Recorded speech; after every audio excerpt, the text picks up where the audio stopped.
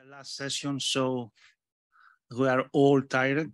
This was a tight day, a full program, actually 10 papers per day. That's a kind of amazing achievement. So thank you for participating and for resisting fatigue.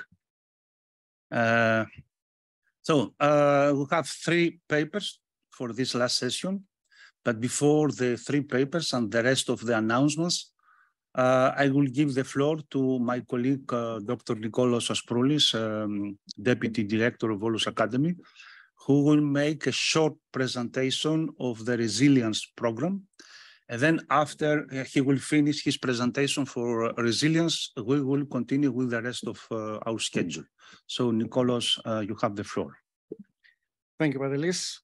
As we are talking in this conference about the challenges that which Eastern Orthodox especially faces today, it is important to see how religion, not only Orthodox, but how religion in general can interact with these challenges. And I would like to share with you some information about European research infrastructure for religious studies, which the main scope of this research infrastructure is to facilitate this encounter.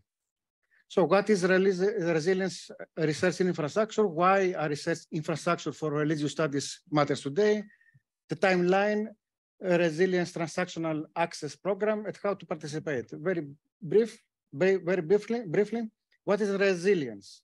It is a unique, interdisciplinary and stimulating research infrastructure for all religious studies.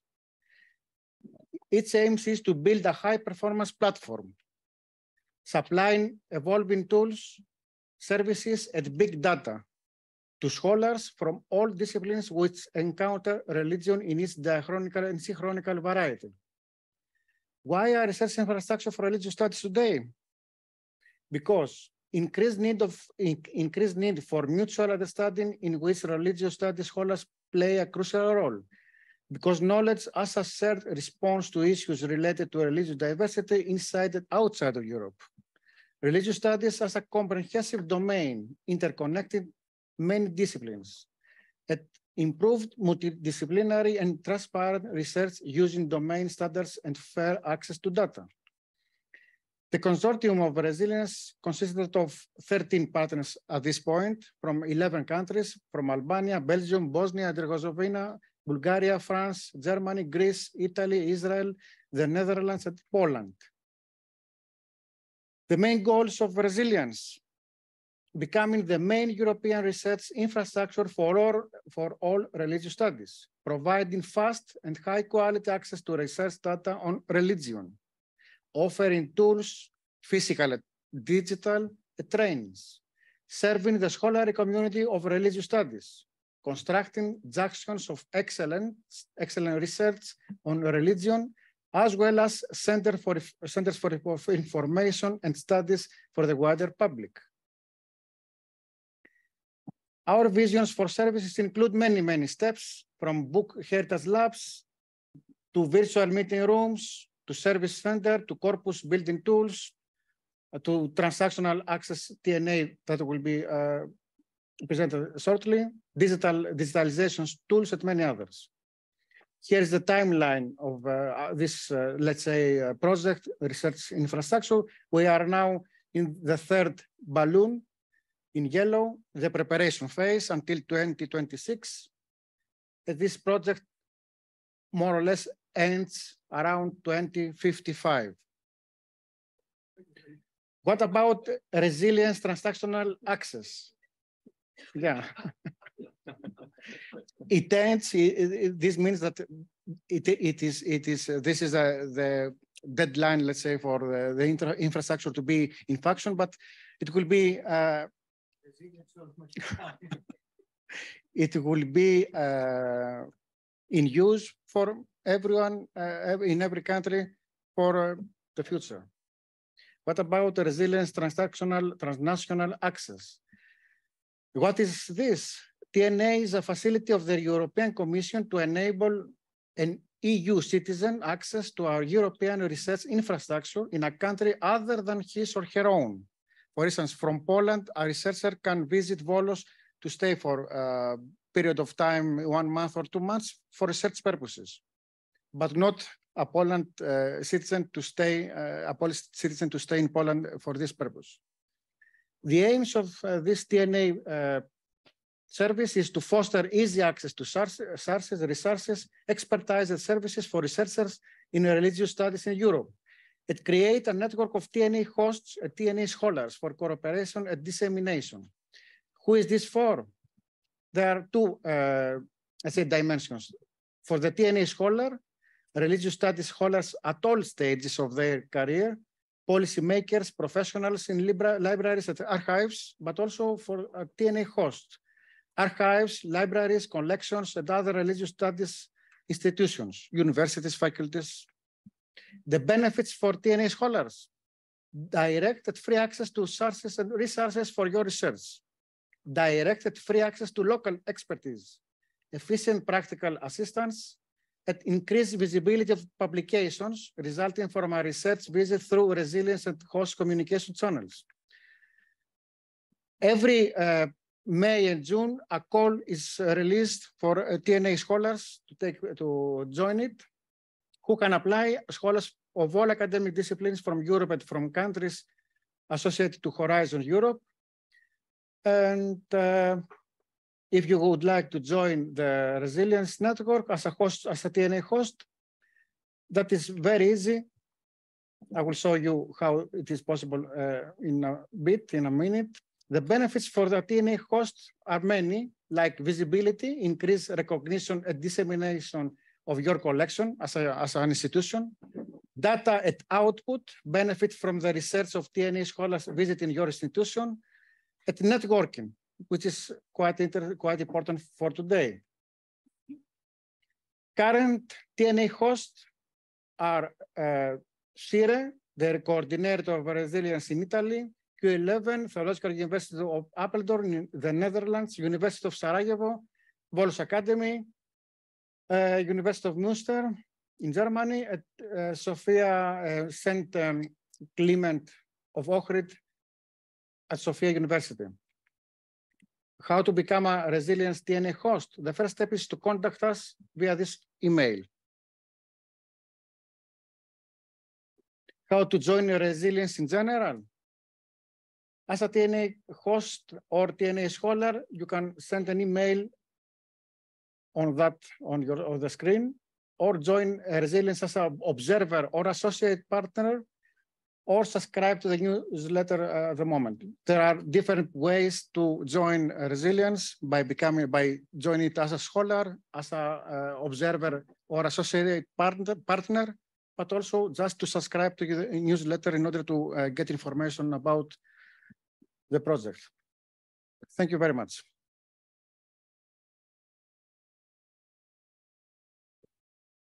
Thank you, Nikolaos. And I think this is a great opportunity to connect and to improve our research capacity. So please don't hesitate to contact or to apply.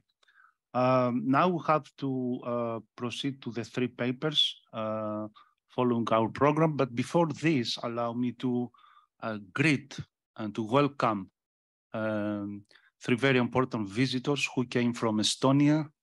The Dean of the Faculty of Theology and Religious Studies, Roland Caro, Professor Preet Rochtmets from the Faculty of Theology of Tartu University, and Tauri Tvelp from the Orthodox Church of Estonia. Where is Tauri? Okay, okay. He missed the opportunity to. Okay, okay. So, welcome to Volos. Welcome to Volos Academy and to Diocese of Demetrias. Volos Academy initiated cooperation with the University of Tartu and the Faculty of Theology of this university, and the Orthodox Church of Estonia, the Autonomous Orthodox Church of Estonia under the Ecumenical Patriarchate, in order to initiate a program called Orthodox Church and Contemporary Challenges, which is a structure around 4 main thematic axes. The first is on eco-theology, the second is on theology, psychology, and psychoanalysis. The third is on theopolitics, and the fourth is Orthodox spirituality for postmodern time. So some of us who are involved in this project, for example, Professor Tsalambouni and Nikolaos, along with Father John Chrysaviis, taught a class on eco-theology, and other people like Brandon Gallagher, like Father Silius Kovorun, Father Vasilios Thermos, Ivana Noble, Katerina Bauer, and other people will teach the other classes. So the Dean of the Faculty, Roland Garot, and Professor Preet Rockmets are here to sign, and Tauri Tvelp are here to sign on Monday a memorandum of cooperation, and I encourage them to come from Saturday in order to have the opportunity to participate a little bit in our conference. So I'm very happy, we are very happy to welcome you here and to wish you a nice stay, a fruitful stay. And so all the best for your first visit to Volos. Now, follow our program, we have 3 papers. And the first paper will be presented, will be delivered by my colleague Nikolaos Asproulis, the Deputy Director of Volos Academy, and the title of this paper is Postmodern Orthodox Theologies, Venturing into Uncharted Waters, quotation, question mark. So Nikolaos, you have the floor for 30 minutes. Okay, thank you very much. So some introductory remarks about the topic. What does it mean to do Orthodox theology in a postmodern perspective? This is not just a theoretical or academic question, but one which requires our attention. To answer, one needs to define postmodernity. Is it the end of modernity, at the dawn of a new era, or is it a radical new phase of history, posing new questions and challenges previously unforeseen? Is it a cultural phenomenon or more a condition in which one lives? According to philosophers, sociologists, and political theorists, postmodernity bears a variety of meanings. In all these cases, it is defined by an intellectual theoretical dimension which exists side by side with a more practical and cultural one. Postmodernists tend to move beyond theory to praxis, taking into account seriously the multi-level context within which one, be it individual, community, or church, lives. In this light, a critical question emerges that points to the heart of the relationship between theology and postmodernity. Is the latter a condition from which Orthodox theology should recover or even escape, or rather a net gain of the Church? Speaking, however, of Orthodoxy in terms of postmodernity, one should be quite cautious. It has long been established by scholars the difficulty of Eastern Orthodoxy to enter into a fruitful dialogue with the achievements of modernity and the rapid developments of postmodernity. According to a question posed by Pantelis Kalaitzidis in his book Orthodoxy and Modernity, an Introduction, to be published soon by Brill Publications, Orthodoxy seems to have come to a halt before modernity, even succumbing in some cases to an inherent desire to move backwards to pre-modern conditions of life in culture and society. Eastern Orthodoxy, especially in the so-called Orthodox lands in the Balkans and Eastern Europe, still appears to afraid or even reject outright certain modern achievements, such as liberal democracy, the emergence of the autonomous subject, to name only a few, often seeking for the certitude of its pre-modern past, where theocratic or even anti-democratic organizational structures and patriarchal forms of life prevail. Undoubtedly, Orthodoxy, mainly for historical reasons, did not go through the Reformation, Counter-Reformation, Enlightenment, Romanticism, and modernity. How to search for possible postmodern Orthodox theologies when even modernity itself has not yet fully or even at all received by the Orthodox people who for nearly 500 years since the fall of the Byzantine Empire experienced the occupation and colonization by the Ottoman and communist regimes. At the same time, however, this is only part of the truth, given that the largest of the so-called Orthodox countries, Russia, and a rich variety of eminent intellectuals and scholars have already met with the condition of modernity. For instance, the violent program of modernization and westernization in Russia, which took place during the rule of the Tsar Peter I and Catherine II, needs to be kept in mind, as well as the plethora of the emigre philosophers and theologians, like the Russian religious Renaissance and patristic theologians, who before or after the Bolshevik Revolution formulated in exile the so-called Western Orthodoxy under the condition of the existing modern zeitgeist, since modernity was the very context within which Orthodox theology was called to express its new modes of embodiment. From a methodological point of view, this dimension is quite relevant to any discussion which attempts to situate Orthodox theology within the postmodern condition. If Orthodoxy has delayed its encounter with modernity or showed a certain reluctance in adopting or accumulating specific modern developments, any discussion about postmodern Orthodox theologies sounds at least irrelevant to Western ears, which experienced the postmodern condition for so long. One should bear in mind, though, that the relation between postmodernity and modernity looks completely different depending on the point of departure. This means that a certain embodiment of modern ideas is evident today in almost all the traditional Orthodox settings. At the same time, the local Orthodox churches most often express an anti-modernist stance while adapting many modern tools to communicate and disseminate their message or struggling to keep their privileged position in their respective contexts. The cases of Greece or Serbia, or perhaps more than anyone else, Russia, is quite telling for this fight between the institutional secularization, the state modernization, and the preservation of the Orthodox tradition. A certain break is evident then between the theoretical, ideological, and the material, practical dimension of modernity, with Eastern Orthodoxy not to know where it stands. Eastern Orthodoxy in transition from modernity to postmodernity. If time and space represent the most basic conditions that determine created order, the way one experiences them represents the way one grasps reality and its meaning. By saying this, I mean that whereas Eastern Orthodoxy is most at ease in pre-modern, or at least to a certain extent in modern condition, where it experiences a linear understanding of time and continuity in space, our postmodern condition radically affects the way we experience the world today.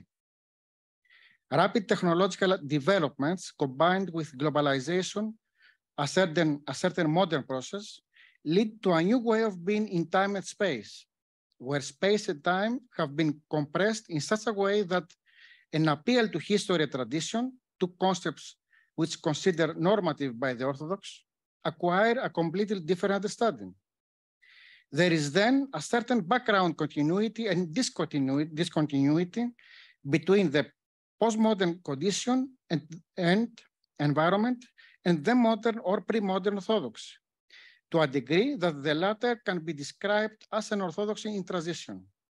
A transition indeed painful and demanding, as our present eon put into question every real or imaginary certitude we may have accustomed to follow as Orthodox. We have already referred above to certain intellectuals who, one way or another, despite the difficulties they experience and their differences, they succeeded to give an impetus to this transition by re-envisioning certain elements of the Orthodox tradition, so as to address the modern challenges they found in the Western context of that time. In the remainder of this paper, I will try to bring to the fore certain postmodern traces that account for a just transition from modern to postmodern Orthodox theologies, putting them at the end under specific typology. It is widely recognized that any attempt at theologizing must be grounded in some sort of first principles. In this light, most of the thinkers of the Russian religious Renaissance, and particularly the Sophiologists, Solovyov, Bulgakov, and others, begin their reflection from the world itself in order to subsequently develop their theological program. In their view, God cannot be thought of apart from the world, insofar as God, the God of Christian faith in particular, is a God for us, without, of course, avoiding the pitfalls of an abstract speculation on the inner being of God. The motivating idea of Sophiology, especially, was its desire to bring God and the world into a very close dialogue, all unity, through Sophia. By doing so, Sophiologists meet the criteria of both modernity, which aspires to credit the cosmos with value and dignity, but at the same time, the criteria of the emerging postmodernity, where the whole cosmos, human being included, is subject to the material, social, cultural, and linguistic conditions of the ever-present historical situation. Although not fully clear, these thinkers and numerous of their postmodern counterparts seek to go beyond an inflexible essentialism, considered as a major threat in the way the tradition of the church is received, by giving priority to the relevance of particularism, or in other words, of the specific context, for the formation of both the history of the church and of the thought of the fathers. Especially with regards to the fathers, one should always bear in mind Derrida's famous saying, according to which, quote, there is nothing outside the context, end of quote. A pioneer role has been played here by Sergei Bulgakov, in particular, on our time by the Volos Academy for Theological Studies, and especially its director, Dr. Pantelis Kalaitzidis, with a conference organized by the Volos Academy in 2010, in cooperation with a network of other Orthodox institutions, the theological faculties from abroad. That conference, with the provocative title, Neopatristic Synthesis or Post-Patristic Theology, Can Orthodox Theology be Contextual, as well as its sequel in Cluj-Napoca a few years later, 2015, under the title, Can Orthodox Theology be Contextual? Concrete Approaches from the Orthodox Tradition, opened the discussion about the authority of patristic tradition today in a world totally different from the age of the fathers. Although no one of the participants, like John Baird, Andrew Louth, and many others, actually negated the importance of the fathers, they all more or less in different ways bring to the fore the need to avoid patristic fundamentalism as an equivalent to neo-scholasticism, to hear to the many and often different voices of the fathers, not as a disadvantage in itself, but as a positive sign of the role played by the Spirit.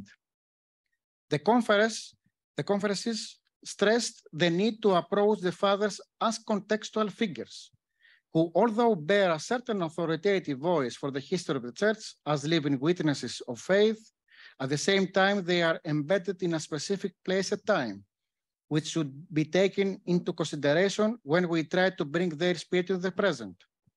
A post-patristic theology then does not mean an anti-patristic theology. It rather means a theology that takes seriously what the fathers have to say, but in a contextual and critical way that makes sense to our own concerns. By doing so, Orthodox theology is prompt to adopt a postmodern quest which struggles against any kind of absolutism, especially in terms of meta-narratives, which tend to undervalue the importance of the particular other in favor of abstract general ideas and concepts. A hermeneutics of suspicion can serve here as a necessary tool of postmodern orthodoxy, which aims to go through the variety of figures, ideas, texts, events, and conflicts, so as to give room to the emergence of a sacrificial faith in a God who has been sacrificed for the love of the other. Beginning with certain émigré theologians and Renaissance thinkers like Elizabeth Bercizel at St. Maria of Paris or Nikolai Bediaev, Orthodox theology of the interwar period meets the quest of postmodernity for the return of the repressed, for the embrace of the other, despite racial, ethnic, social, or religious criteria. While modernity, with the emergence of nation-state or the various autocephalous Orthodox churches, the prevailing way of political, ecclesiastical, and social organization in the traditional, especially Orthodox humanization, exclude anything that does not fit to their reality, that is, anything that exists at the edge of the society or the system, the marginalized other.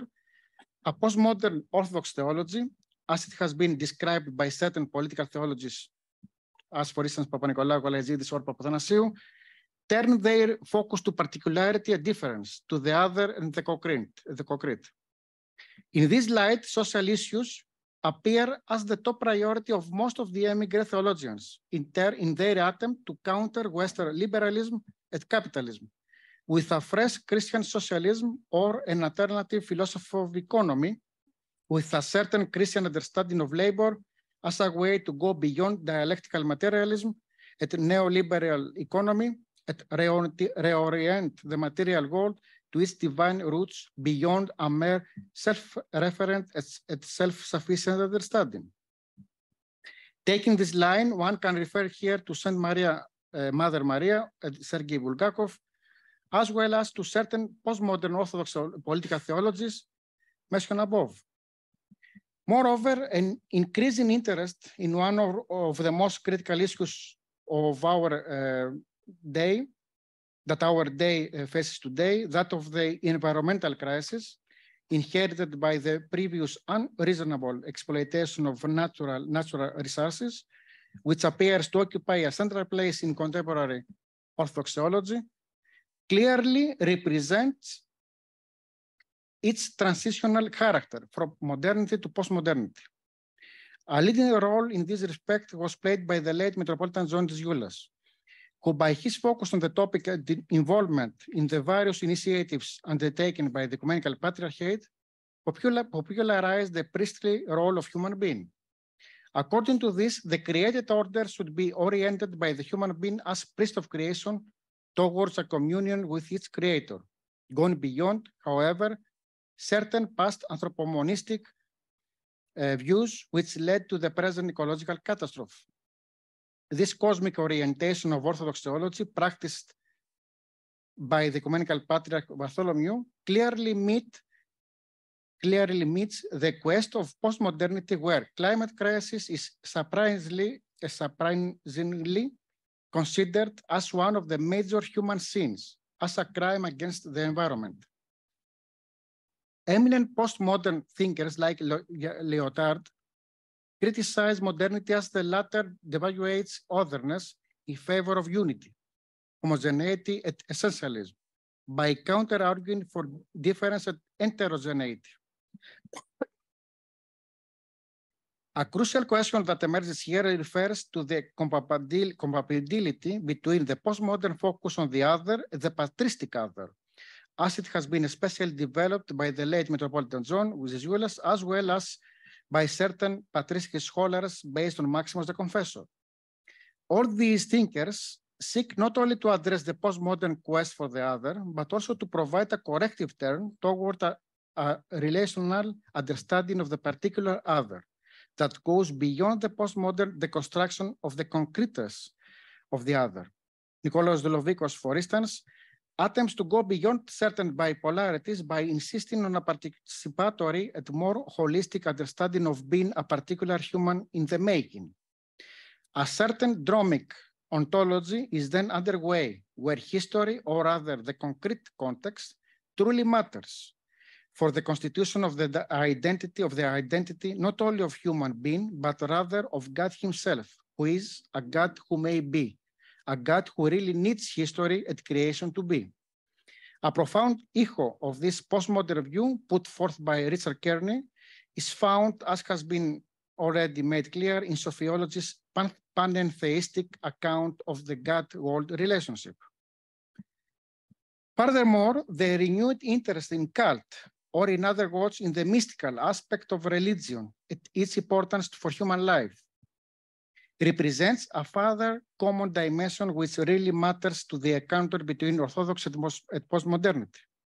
Although modernity, supported by a physicalist scientific worldview, rejected outright the validity and importance of cult as an expression of archaic stages of human life in favor of the primacy of pure reason, during postmodernity, a revival of the cultic and mystical aspects of religiosity is evident. Despite the close and deep relationship between culture in general, as well as cult on the one hand, and the emergence of the mystic expression as a mutually important aspect of the religious systems on the other, one must not forget to note that in Eastern Orthodoxy in general, a particular attention is given to the Eucharist along with its cosmic dimension, which indicates that contemporary Orthodox theology has an organic connection with various aspects of postmodernity. By way of a conclusion, in recent postmodern theological scholarship, two major publications have appeared attempting to offer a certain typology of postmodern theologies. In varieties of postmodern theology, 4 types have been suggested. First, deconstructive eliminative. Second, constructive revisionary. Third, liberationist. And fourth, conservative restorationist, which have much in common with the types proposed by another collective volume titled Postmodern Theologies, the Challenge of Religious Diversity. According to the typologies, a constructive type coupled with a corresponding deconstructive one is clearly evident in the transitional nature of contemporary Orthodoxy, as it has been described above, along with a strong emphasis on a specific liberationist communal perspective. Taking into account these types, one can particularly include certain aspects of Orthodox theology under the deconstructive rubric, like the reconsideration of patristic authority or the role of the context in doing theology, while the bold social focus of certain figures of Orthodox theology beautifully fits to the liberationist or communal perspective, where the marginalized, the other, be it humans or inhuman creatures, gain priority over the self, the autonomous individual of modernity. Returning now to the question of this paper, one is ready to admit that to some degree, Orthodox theology is keener to postmodernity than it could be willing to admit itself. To put it the other way around, although one can hardly believe that, for instance, the Moscow Patriarchate or another local church like the Metropolis of Piraeus in Greece have anything to do with the quest of our postmodern era, an entire set of premises of Orthodox theology, nurtured by its encounter with its modern counterparts in West, bear a profound proximity to the condition of postmodernity. To the question then if there is such a thing like postmodern Orthodox theologies, the answer is yes. This is not a joke or a luxury, but something that needs to be taken seriously in consideration. Thank you for your attention.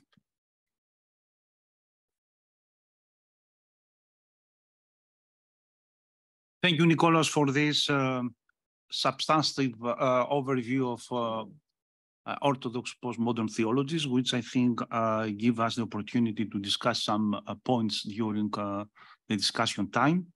And now I pass to the second speaker of this last session, Dr. Zdenko Širka, Research Fellow and Lecturer at the Institute for Ecumenical Studies of the Protestant Theological Faculty in Prague, who will speak on postmodern hermeneutics and orthodoxy, an unfruitful encounter. Dr. Zdenko Širka dedicated his doctoral dissertation on the Orthodox hermeneutics, and he published it as a book 3 years ago, I think. Yeah. So I don't know if he will present a revised or a different version of the initial idea, or if he will continue on the same line. So the floor is yours. Okay. Thank you. Let me ask you if this is okay. Dear friends, dear colleagues, thank you for invitation and possibility to be here. I bring warm greetings from Prague, from Ivana, from Tim, Katka, and the rest of the gang. In my presentation, I will cover 3 areas. Working?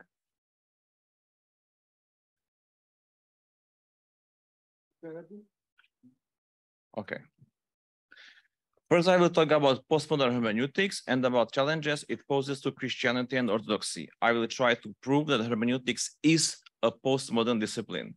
Then I will show how hermeneutics was received in Orthodoxy.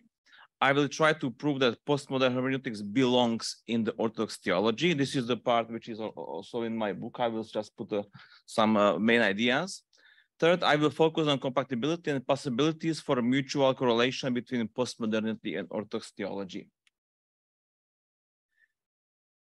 First, some terms. There will be some repeating ideas about what postmodernity is. So sorry for that, but maybe it will just give us impression of what is important and to find our own definition. I do not intend to deliver a detailed reflection of what constitutes postmodernity, nor how does it differ from modernity.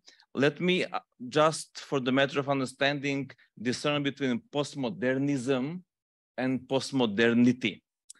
Postmodernism, with its adjective postmodernist, refers to social cultural context of the second half of the 20th century, originally coined in 1949 to identify a reaction against the modernist architectural movement.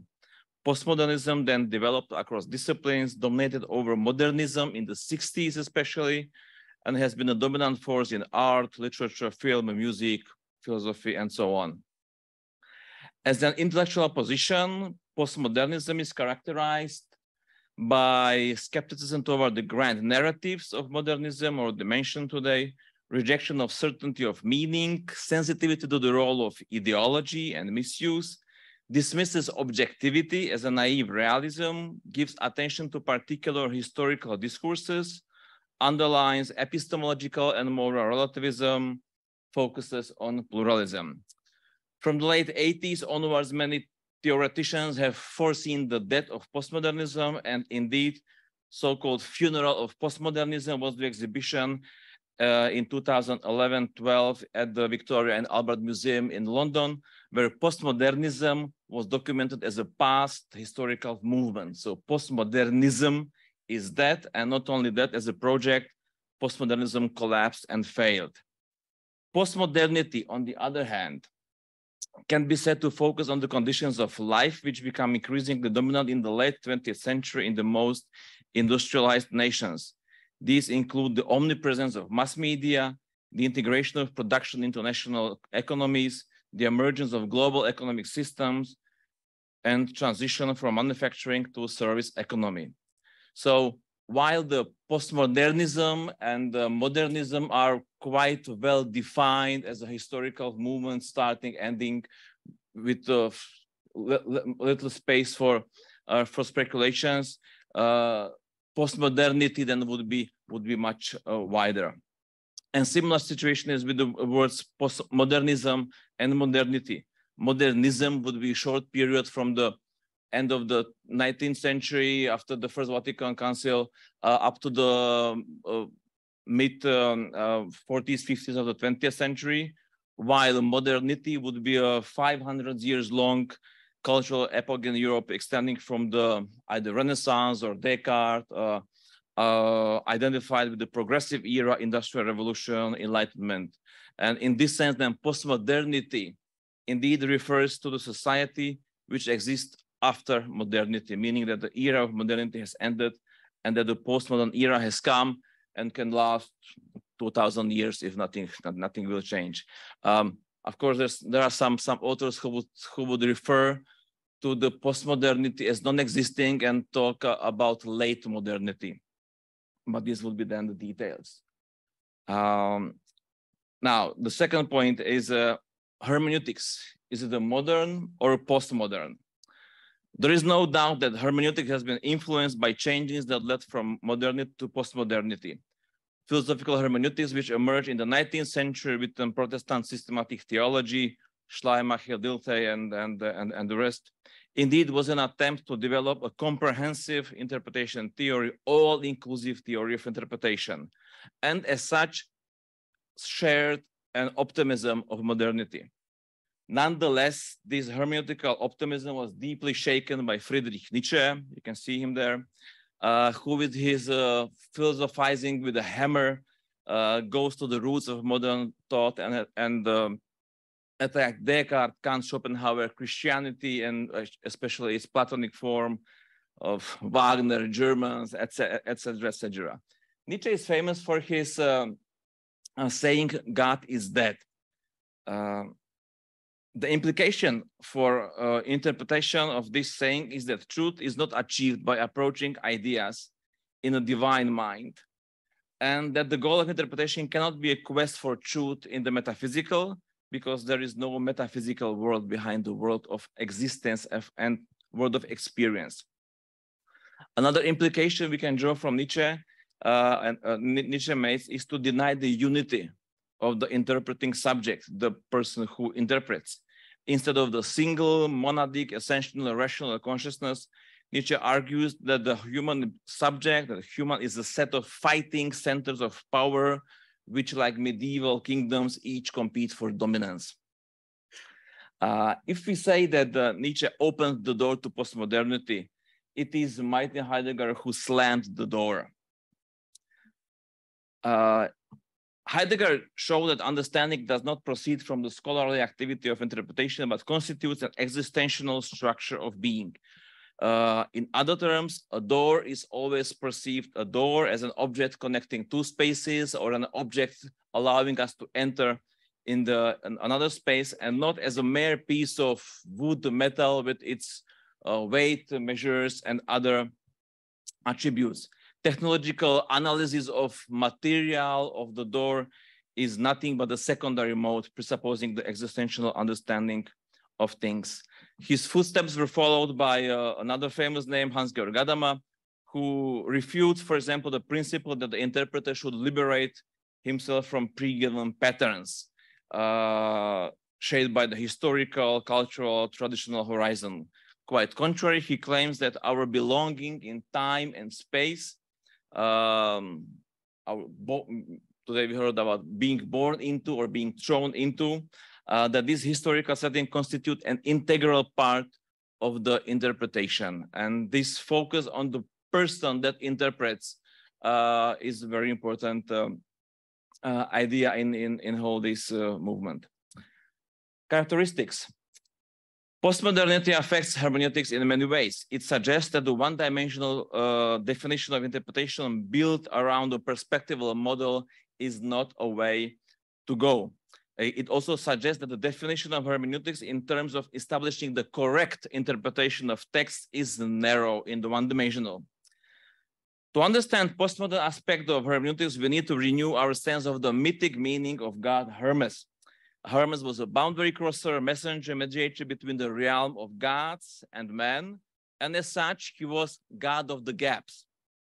And indeed, this is the basic meaning of the hermeneutics, bridging the gaps between languages, times, between then and now, mediating between them. This would be how to understand the hermeneutics.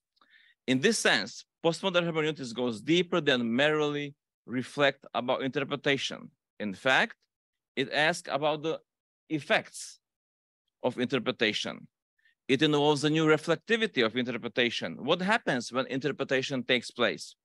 It functions as a critique of methodology, ideology, of course, of modernity. It studies misunderstanding, breakdowns in interpretation, and reveals the absence of conditions necessary for understanding. Therefore, hermeneutics must be considered a postmodern phenomenon, because especially from Heidegger onwards, abandoned the modern ideal of constructing an all-comprising interpretative theory. No interpretation is held as the correct, and everyone's interpretation is equally right. None is considered wrong or superior. Since every interpreter is helplessly situated in time and space, has no access to objective reality, what remains? well, what remains is his own context. So the postmodern prides himself for being humble enough to admit his limitations. He is not bound to so-called rules of interpretation and is free to create his own meaning according to his own choices and preferences. When applied to Christianity, that's what you don't see there.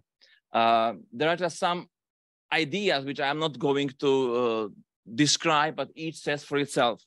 There is no absolute statements in Scripture. There is no theological center in the Bible. True objectivity is impossible, is an illusion. Interpretation begins with the reader, not with the text or with the history. All interpretations are political in nature. Foucault talks about that every assertion of knowledge is an act of power. Then interpretation of Scripture becomes the reader's self-affirmation, and the meaning is not discovered, but created. Religious pluralism is the only solution to the narrow, exclusive context of Scripture. There is no absolute truth. Human beings are enabled to perceive and know transcendent truth. Our language is insufficient to express and communicate truth. And the exclusivity of biblical faith is questioned. Now I will move to the second part. Reception of hermeneutics in Orthodoxy. Bit of history, and I will just put some names. And as a case study, I will just briefly mention reception of Gadamer's ideas. These would be some of my theories about the phases. We can discuss about it, and they might be different. But certainly, the 1936 Athens and Florovsky would be the first paradigm shift that should be mentioned as at the beginning. Then there was a big time gap, and in the 70s, local discussions were overtaken by more global discussions. Alexander Schmemann reports that there were no regular meetings between Orthodox theologians and that they could meet only at various ecumenical gatherings. And this was about to change in the 70s with several meetings and conferences that took a positive step toward cooperation between Orthodox theologians and creating Orthodox hermeneutics. I call this period restoration in the 70s. The restoration I have in mind is expressed by Nikos Nisiotis, who in his Prolegomena to Hermeneutics writes that hermeneutics should not be left exclusively to New Testament scholars. Hermeneutics is the business of all theologians and of the church as a whole, since all the Bible serves as a basis for their theological work. There are several conferences which appear. So the first one will be the Second Conference of Orthodox Theological Schools, 1976. So there's a 40 years gap, 1936-76. Then there will be the First International Conference of Orthodox Theologians in America. As I know, there was only the second one, and then the series stopped in Massachusetts, Brooklyn. And this initiated the discussion about biblical interpretation in the Orthodox world. And the two main questions discussed were the question of the autonomy of biblical studies, and if the Bible can be studied directly or is mediated through a study of the fathers.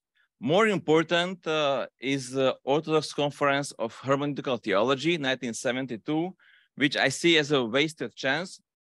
This was in Athens. This meeting responded to social cultural changes, talked about hermeneutical theology, but understood it only as a patristic hermeneutical exegetical tradition. So the response in their way to modern hermeneutical critique meant a return to the exegetical methods of the fathers, as well to their critical thinking. Much more interesting is the next phase. I will speak 80s and 90s. There's few projects worth mentioning, but the phase which I call the consolidation of hermeneutical theology. And this would be with the start of the third millennium. The number of conferences addressing the issue of the Orthodox Church facing the post-secularity and modernity increased. Breakthrough in the quotation mark, but very important, was the conference Sacred Text and Interpretation in 2002. And then also mentioned our Thinking Modernity in Balaban, and already several times mentioned Neopatristic Synthesis or Post-Patristic Theology in Volos 2010. I will drop several names, several authors who represent this, as I would call it, the shift of paradigms.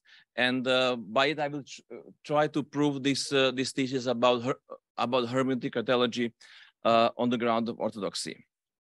When I talk about new shift of paradigms, then I talk about clear move to interaction, to dialogue among the generation of current Orthodox theologians in the East as well in the West. And it is a result of deeper awareness about the world in which Orthodox believers live. This includes redefinition of the relationship between exegesis and hermeneutics, and defines hermeneutics as a discipline that seeks to examine the premises that condition understanding. Therefore, hermeneutics is not simply a return to the fathers or dealing with the words of scripture, but it is the process of a deeper understanding of God's plan of salvation. And this concept takes into account the role of readers or the believers, the ones who approach theologians, humans, the plurality of interpretation, and most of all a focus on the subject matter and not on the reader, rather than on the original meaning, which is stuck somewhere there, and we need to find the key. There is no key. The meaning is not somewhere there, like hidden in a box. Several names. In 2002, Archbishop Demetrios accepted that no society can be a cultural island anymore and cannot be immune to influences from outside. Daniel Munteanu adds that no one approaches the Bible as tabula rasa because we are products of cultural and ideological traditions. We always exist within a certain tradition, and we are rooted with our pre-understanding. And he uses a famous sentence from Whitehead, who said that if we desire a record of uninterpreted experience, we should ask a stone to record his autobiography. John C. Jonas, already mentioned, also occasionally refers to Gadamer and talks about the role of hermeneutics, and says that the task of restating scripture and Christian doctrine is termed hermeneutics. All theology is a matter of hermeneutics.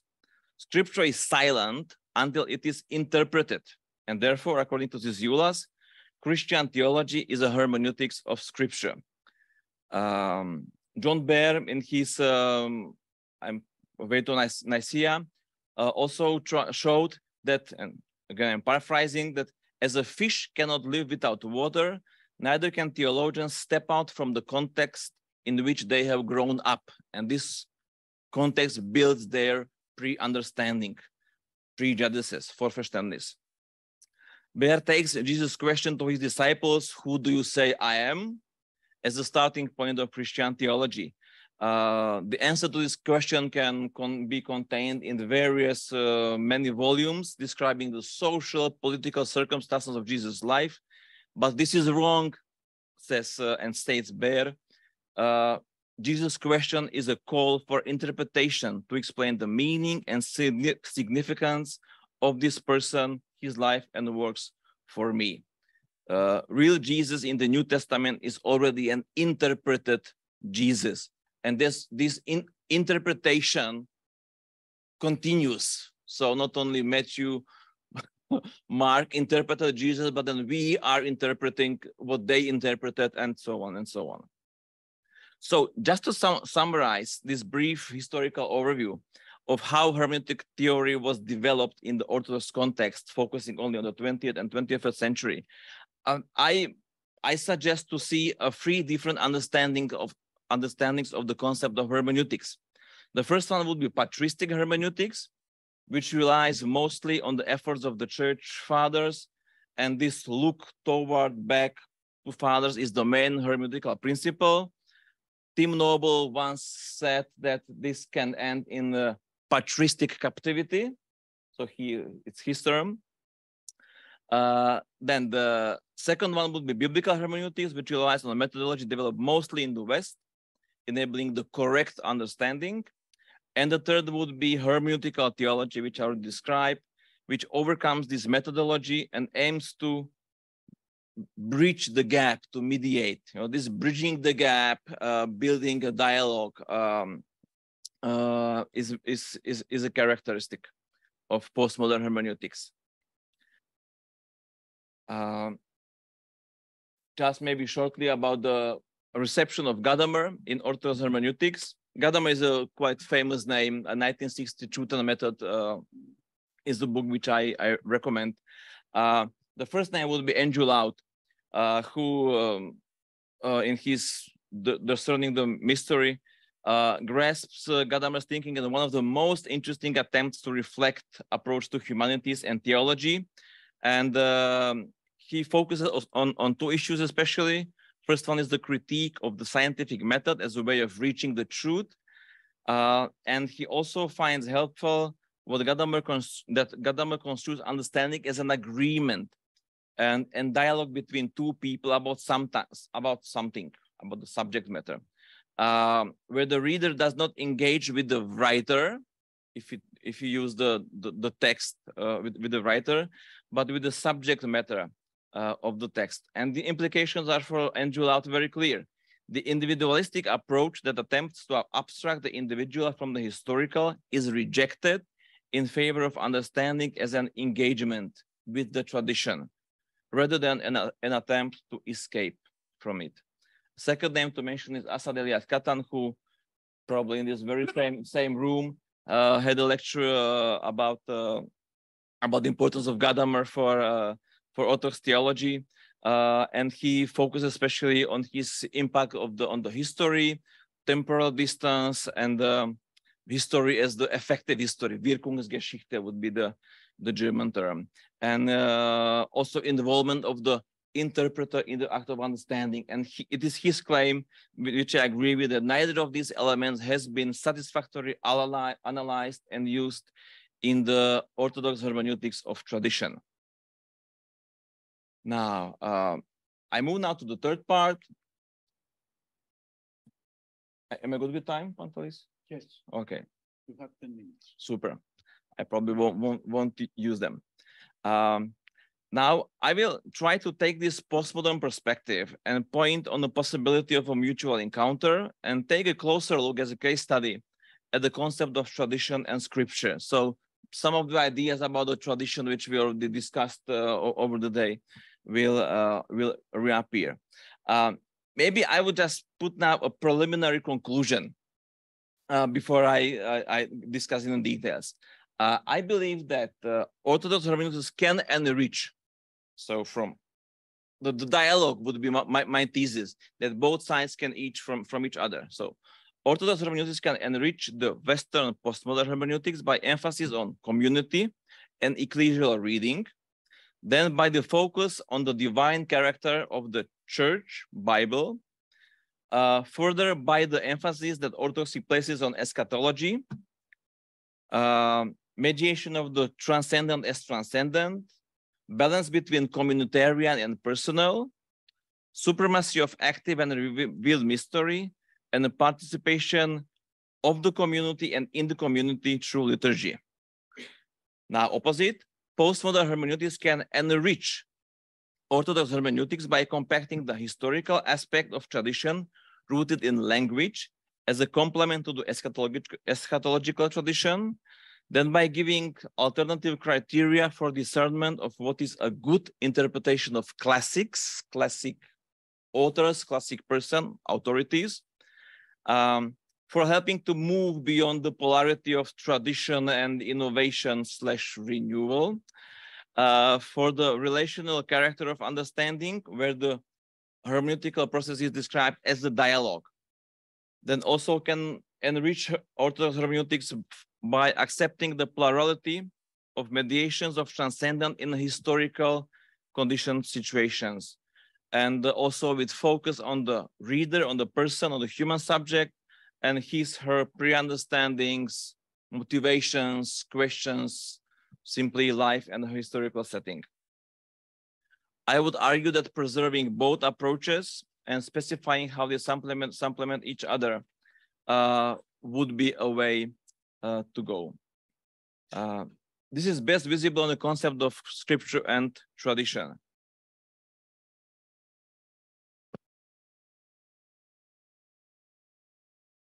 I will try to grasp it with the postmodern hermeneutical tools to preserve its authenticity, but also to avoid traditionalism as the dead fate of the living.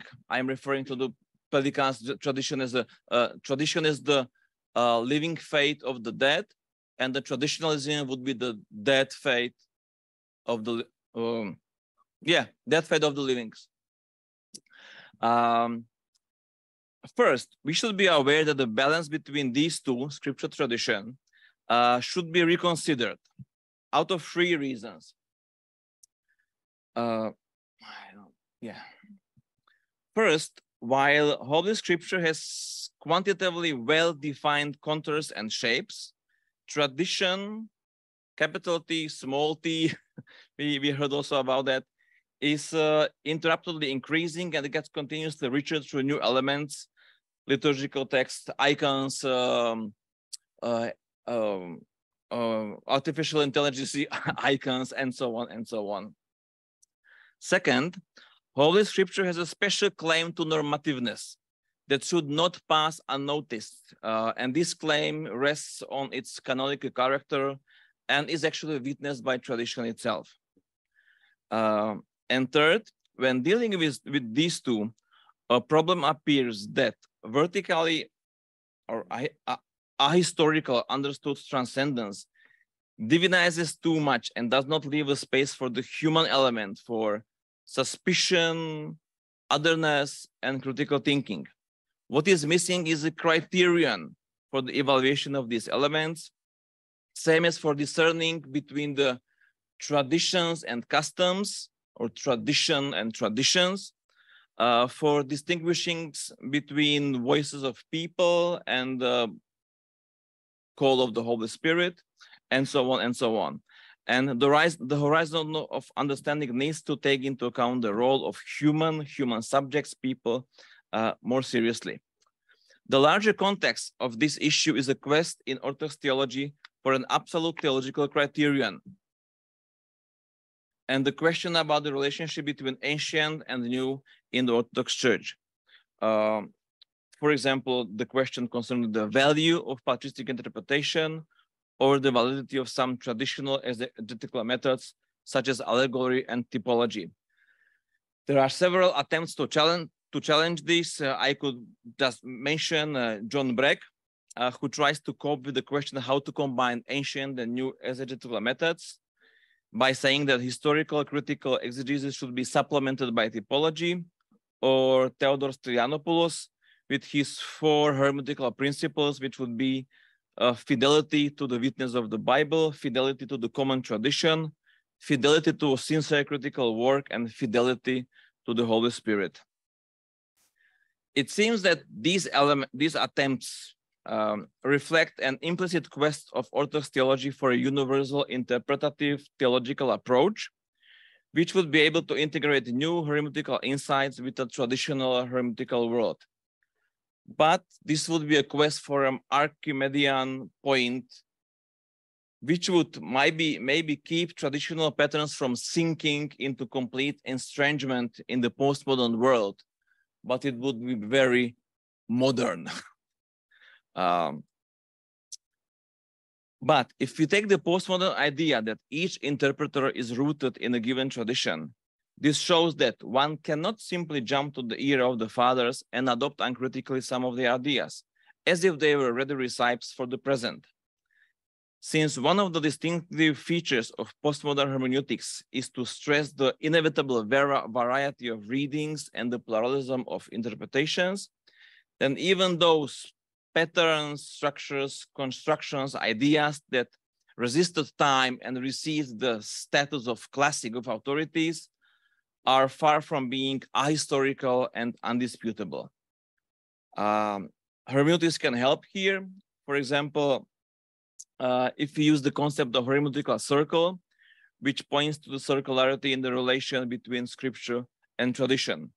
Scripture is the measure according to which the tradition is judged, but the Bible was also created within the church and tradition. John Brake's book is called Scripture in Tradition. Church tradition and Bible are interconnected, which means that each is contained within the others. Therefore, the church is the place where the Bible lives in the continuity of tradition, while the church confirms the authority of biblical books based on tradition. And through this tradition, the church interprets the Bible. The point is that the hermeneutical circle is not really a circle, but a spiral. So when it turns, it doesn't return to the starting point. So the end point is not the starting point, but starting points changed as we change when we read the book and we already know something about the book, and when we read it again, we are already different. We move somewhere else. So then the spiral moves. So it's not a closed, it's not static. And this again underlines the role of the one who approaches, the one who reads, the one who interprets as an important factor. Still, if interpretation is a divine human enterprise based upon synergy or cooperation between the divine spirit and human interpreter, not only the work of God, but at the same time, the work of men and women from different times and places is important. And then we have to ask, what is the role of the, well, we can use the word hermeneutician and the reader. And this role actually is decisive. Even the church fathers, I can refer to John Cassian, Desert Fathers, were underlying that the spiritual progress of the believer is important to understand the text.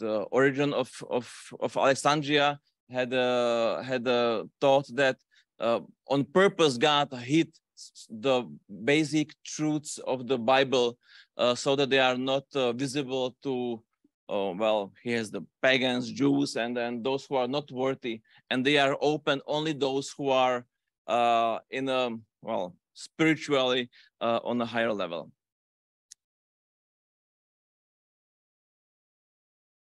And I could end just for exploration of the human side of the Bible, one needs critical inquiry, and for divine part of the Bible, one needs faith and meditation.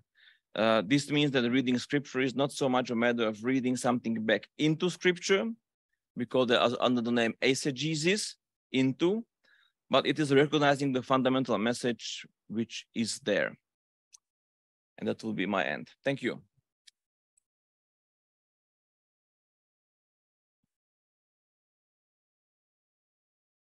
Thank you, Zdenko, for this very dense and rich presentation, which I think we will continue to discuss during the discussion time. And now I will give the floor to Dr. Sebastian Rimestad, Privatdozent and Research Fellow at the Center for Advanced Studies in the Humanities and Social Sciences and the Multiple Secularities Beyond the West, Beyond Modernities program of the University of Leipzig in Germany. The topic of his presentation is Conversion to the Orthodox Church, a theological or a political act. We are curious to know. Thank you very much. And I start with thanking everybody, Professor Kalaitzidis and Professor Makridis, for inviting me here. Professor Makridis introduced me to the study of Orthodox Christianity 20 years ago, and I have been his faithful disciple since then. So I'm very thankful that that it led to this point where I'm at this wonderful, fascinating conference in this wonderful venue. So so thank you both. Yes, it is a daunting task to be the last presenter, because we have learned so much over the past few days that my presentation cannot possibly be a fitting conclusion. In fact, everything that I wanted to say has been said at some point during the conference, during the last 2 days. But I will continue anyway. Moreover, the last paper always has to contend with conference fatigue. as the listeners are tired after so much intellectually challenging input. Therefore, I will be brief. I only have 2 sheets here, so I will be very brief. And I will do my best to keep you entertained for the next 20 minutes or so, and I look forward to the discussion afterwards.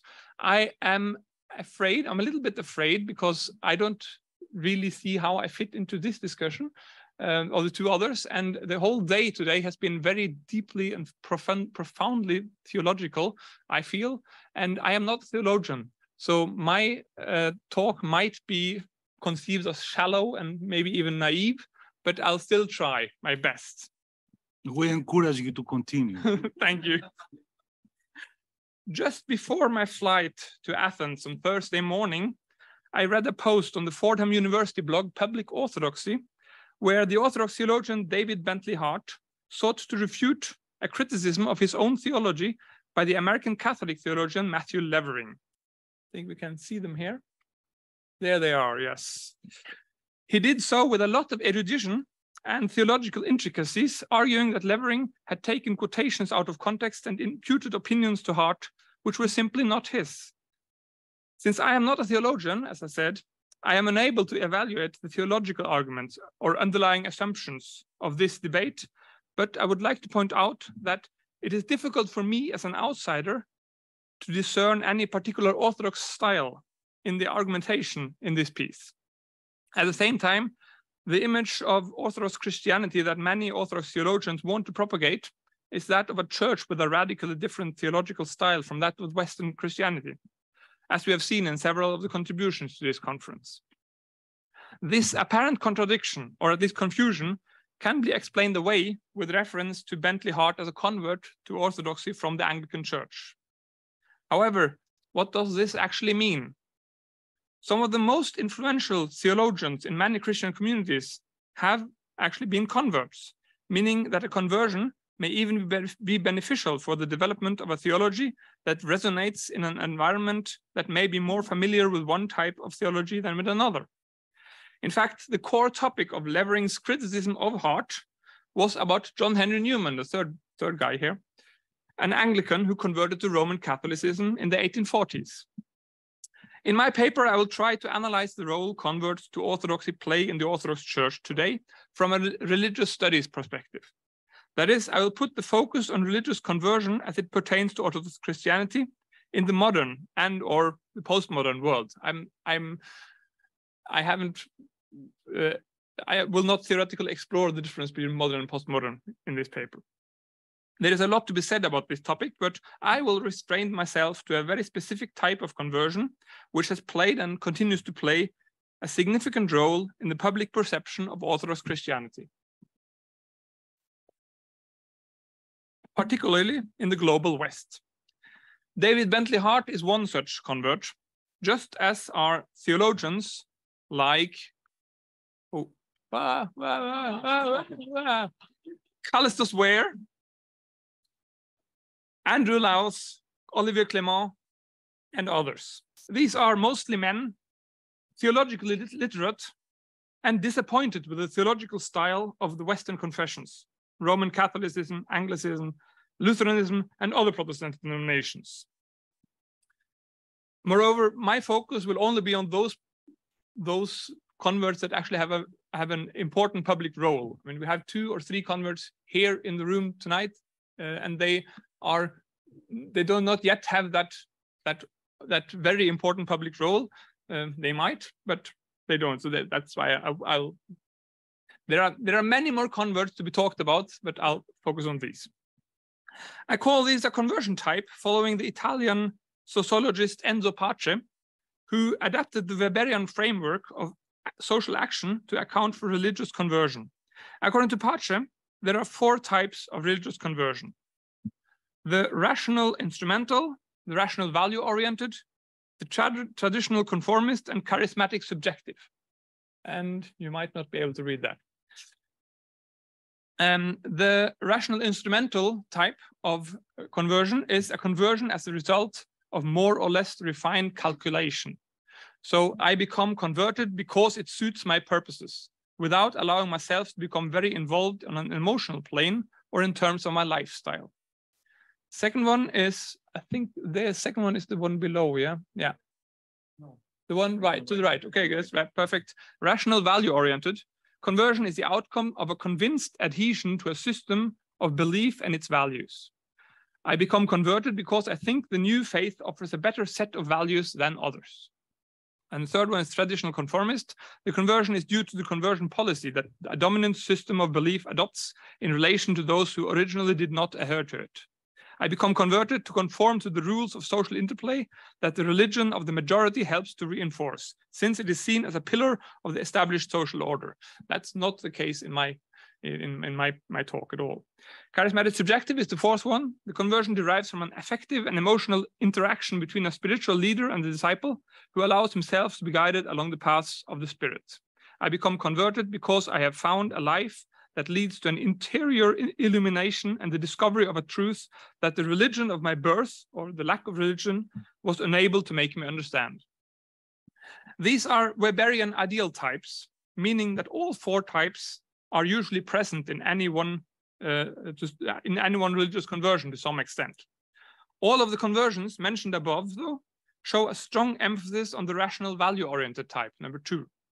In that the conversion itself happened only after an intellectual search for theological truth that had convinced the actors of the need to convert. And in the course of the conference, Eustatius said that, for example, there's this charismatic subjective, the eldership. That's also a very important point, but I will not mention that in this presentation. Such rational value-oriented conversions are, historically speaking, a relatively new phenomenon. It requires a world in which religious identity is a result of an individual choice. Before the Reformation, only an extremely limited segment of any population would be able to exercise such a choice. Being a Weberian framework, this limitation obviously makes sense. But in relation to the Orthodox Church, it kind of clashes with the latter's perception, with the latter's pre-modern pretensions or commitments as framed in the title of this conference. Arguably, the first influential person in the Christian world to convert according to the rational value-oriented type was Martin Luther. Although it is possible to dispute whether he converted as such. Nevertheless, the original analytical sense of religious conversion following William James denotes somebody who becomes more firm in his religious identity, such as the German notion of Bekehrung or the prototypes of conversion, Paul and Augustine. And that can certainly be said about Martin Luther. One could even argue that Martin Luther's conversion was to Christian orthodoxy, even though it was not the orthodoxy of the Orthodox Church. It is a separate but quite interesting question how much knowledge of the Orthodox Church actually existed in pre-Reformation Germany. In the mid-17th century, there was a Lutheran count in Austria, and I had his name somewhere written down, but I can't find it anymore, but I will find it again. I know who told me about him.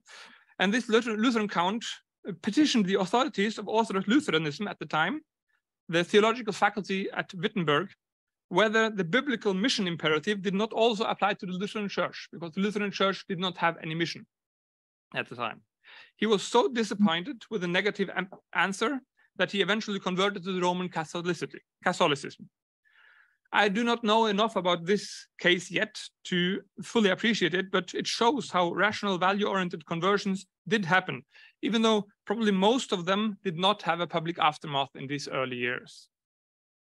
The first documented conversions of this type to the Orthodox Church were two Anglophone aristocrats who both converted in the course of the 18th century. The planter and politician Philip C. Ludwell III from Virginia and Frederick North, the 5th Earl of Guildford and son of the British Prime Minister of the same name. They both converted to the Orthodox Church out of romantic Philhellenism. While both are held up as ardent Orthodox Christian in contemporary Anglophone Orthodoxy, and especially for Ludwell, there is a lot to say about that. I will continue with that in the end. There is no evidence that they actually live out their new faith extensively. The Ludwell converted in the London parish, London Greek parish, London Russian embassy parish, but there is no evidence in the parish records that he actually went to their. No, that's Frederick North. Sorry, Frederick North. There's no evidence that he actually went to their to confession or to the services in there.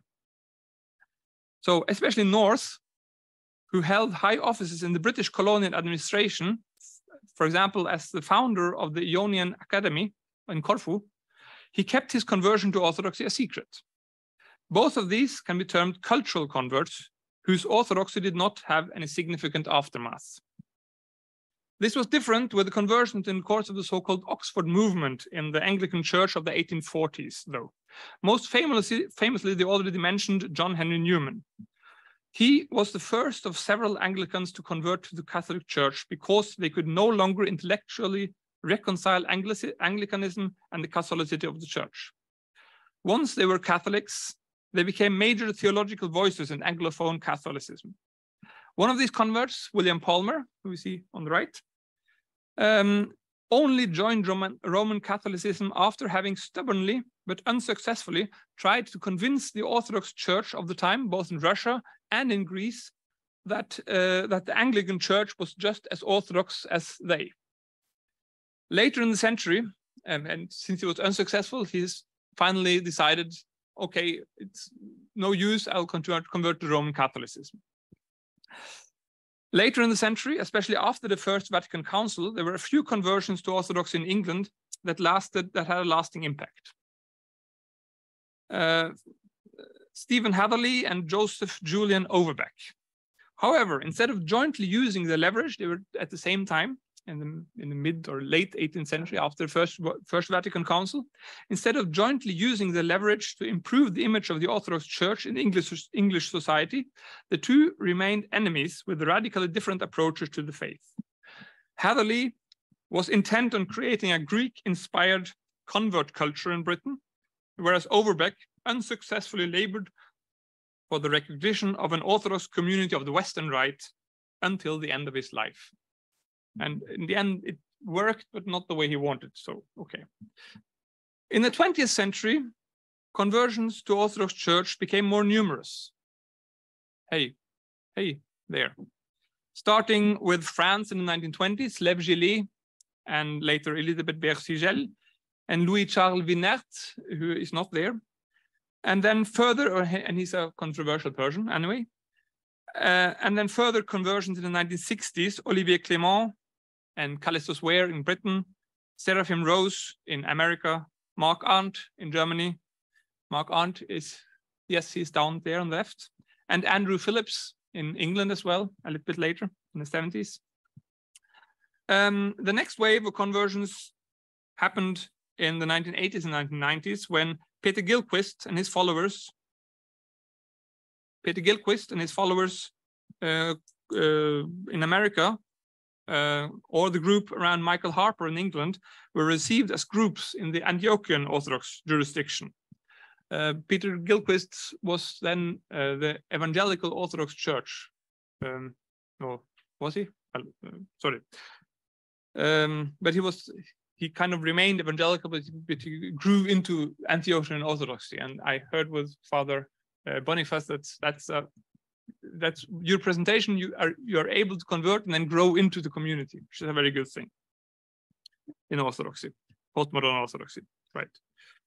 The details on both cases are not completely clear-cut, as the groups had been rejected by other Orthodox jurisdictions who then argued that the Antiochians accepted them only to gain influence or for financial reasons. I'm not going to go into that. This wave did not only occur in the Anglophone world, but also encompass Norway and Sweden, where young men with theological education converted to Orthodox Christianity, in large part as a reaction to what they perceived as a doctrinal laxity in the Protestant home churches, particularly on the issue of female ordination.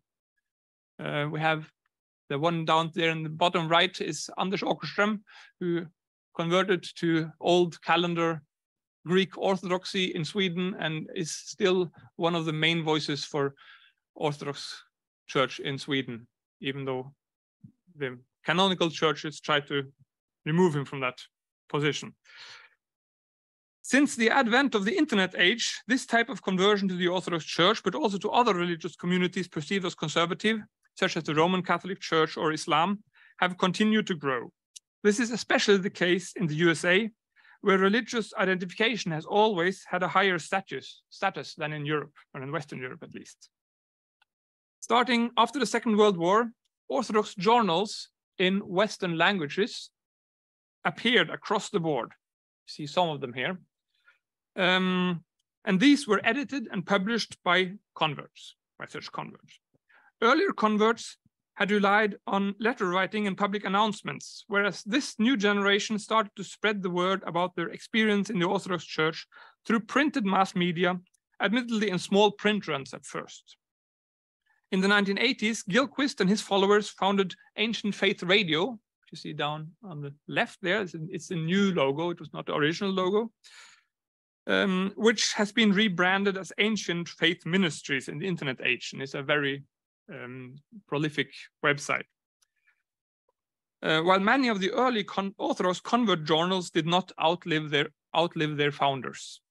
There are exceptions, though, such as the French review Contact, but the majority of current seekers contemplating to convert to the Orthodox faith peruse the internet for information.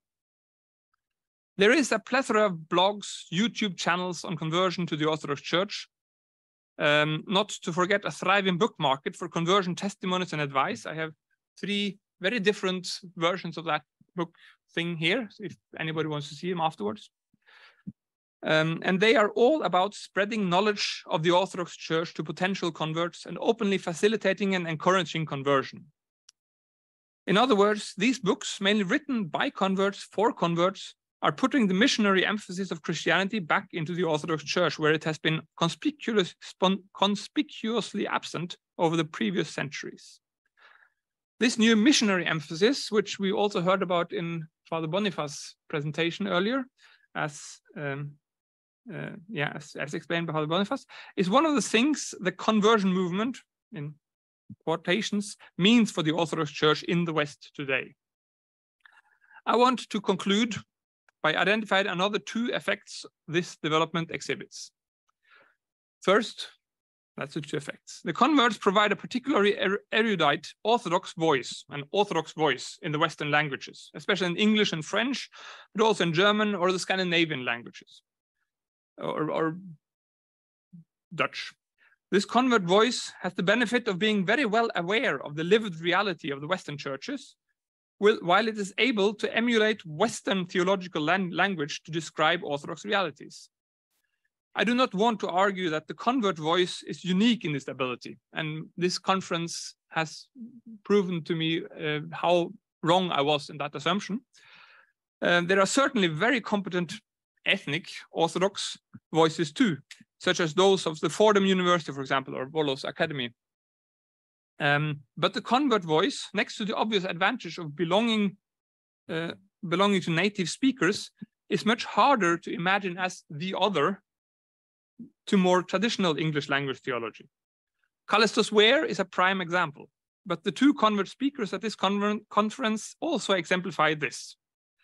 Papa Nikolaou and Demarkopoulos in Fordham, they still have markedly Greek names that betray their otherness, at least to my ears, to my naive ears.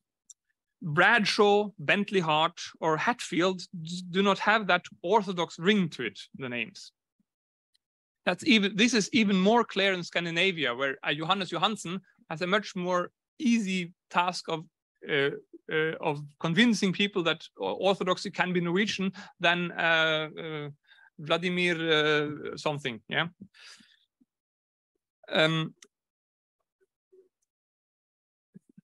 some Russian name, I don't know. I can't find. I want to say Solovyov, but that's wrong. That's wrong. The second effect is much more sinister. The influx of theologically literate, articulate, and more importantly, culturally Protestant converts into the Orthodox Church belies the danger of skewing the image that the Orthodox Church has tried to cultivate in the West as of being a non-political community. I mean, the Russian Church is not really helping that image either, but that's another story.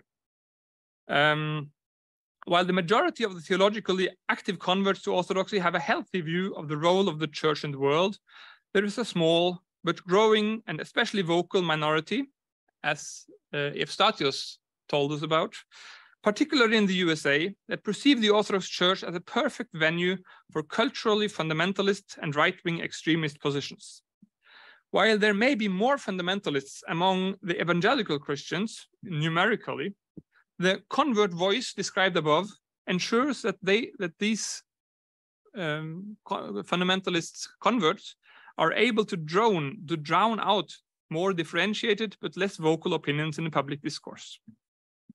An example is the Philip Ludwig III Fellowship, a conglomerate of openly racist and fundamentalist Orthodox actors, but I know that they are not all like that claim to be defenders of Southern values, whatever that is. Here, the Southern values and Orthodoxy. What does it say? Say the Southern agrarianism and Orthodoxy, yeah? And Southern is the southern part of the United States, of course. And here you see another one, an icon to the protector. Is it? I don't know iconography. Who is that? Is it Christ or is it the Mother of God? Theotokos. Okay, so Theotokos, the protector of the South, and you see the south of the United States below, or even the whole of the United States. That's difficult to say. Yes.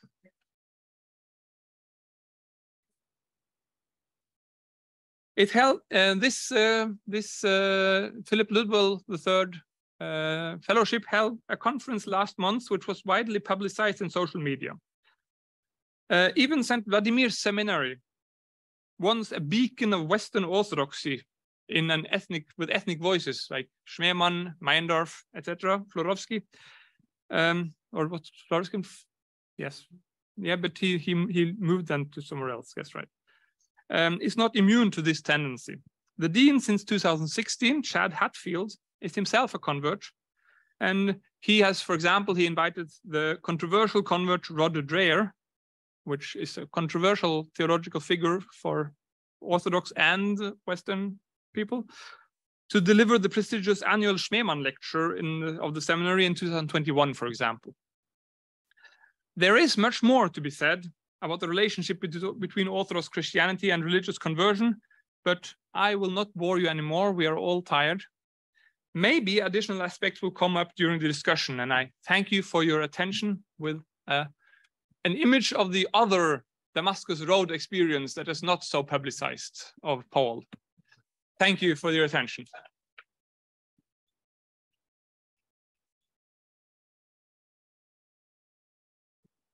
Thank you for a very interesting paper, and thank you for this nice conclusion. I think despite the fact that you presented a very short paper, you opened really many questions and topics to be discussed. So the floor is yours. Don't hesitate to intervene. But please be brief. Yeah, Dimitrios Moschus. May just okay, no, I will make it later. Okay, please.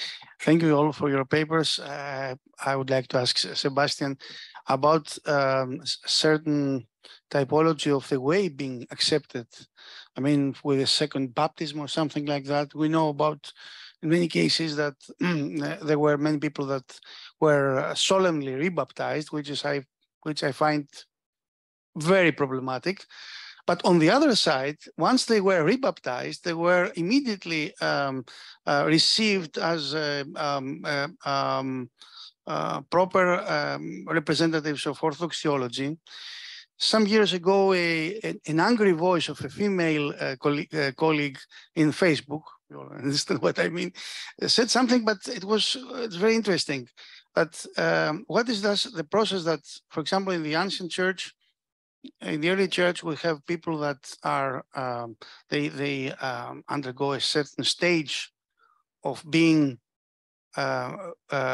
properly instructed first, and then be able to represent Orthodox voices and so on. So these people, in many cases, well, some of them are mature, but there are other cases that these people are not ready for represent themselves the voice of Orthodoxy. And still, although there is this restrictive policy of rebaptizing, there is no time for catechesis of these people at all. So it is a question if there is some sort of practice on if it is proper to as you say, to look upon these people as examples whereas they first being instructed first. That is my question. Thank you. Okay. Thank you. Yes, that's a long debate, and basically the problem is there is no uniform practice across the Orthodox Church, not even within one Orthodox Church. As every parish priest has his own way of dealing with people that want to convert, and for some of these converts, I mean, in the majority of cases, it's a long period of catechumenate, and you kind of grow into the parish, and you have these catechesis classes and so on, and only then, when you are ready, you become Orthodox. And the rebaptism is in most seldom, as it doesn't happen very often, and when it happens, it's often publicized, and it's a special case, or it's a non-canonical, not recognized as canonical, the group which does that. That's in the absolute majority of the cases. But there are certainly cases where people are rejected in one jurisdiction or in one parish, and then they just go to the next parish, and there is a different. And then it's in the community of people that are maybe problematic but want to become Orthodox Christian quite fast so that they can represent Orthodoxy. The parishes where it is easier to become a convert are publicized. Basically, they hear about where they can go to become an early convert, and so on. So that's the possibility. And then sometimes this happens with the priests as well. The priests, and that's the problem of the multiple overlapping jurisdictions in West. That if a priest is sanctioned by his bishop, he can just go to another bishop, because there are several bishops. It's not canonically valid and everything, but it's kind of a free for all in West. That's the problem.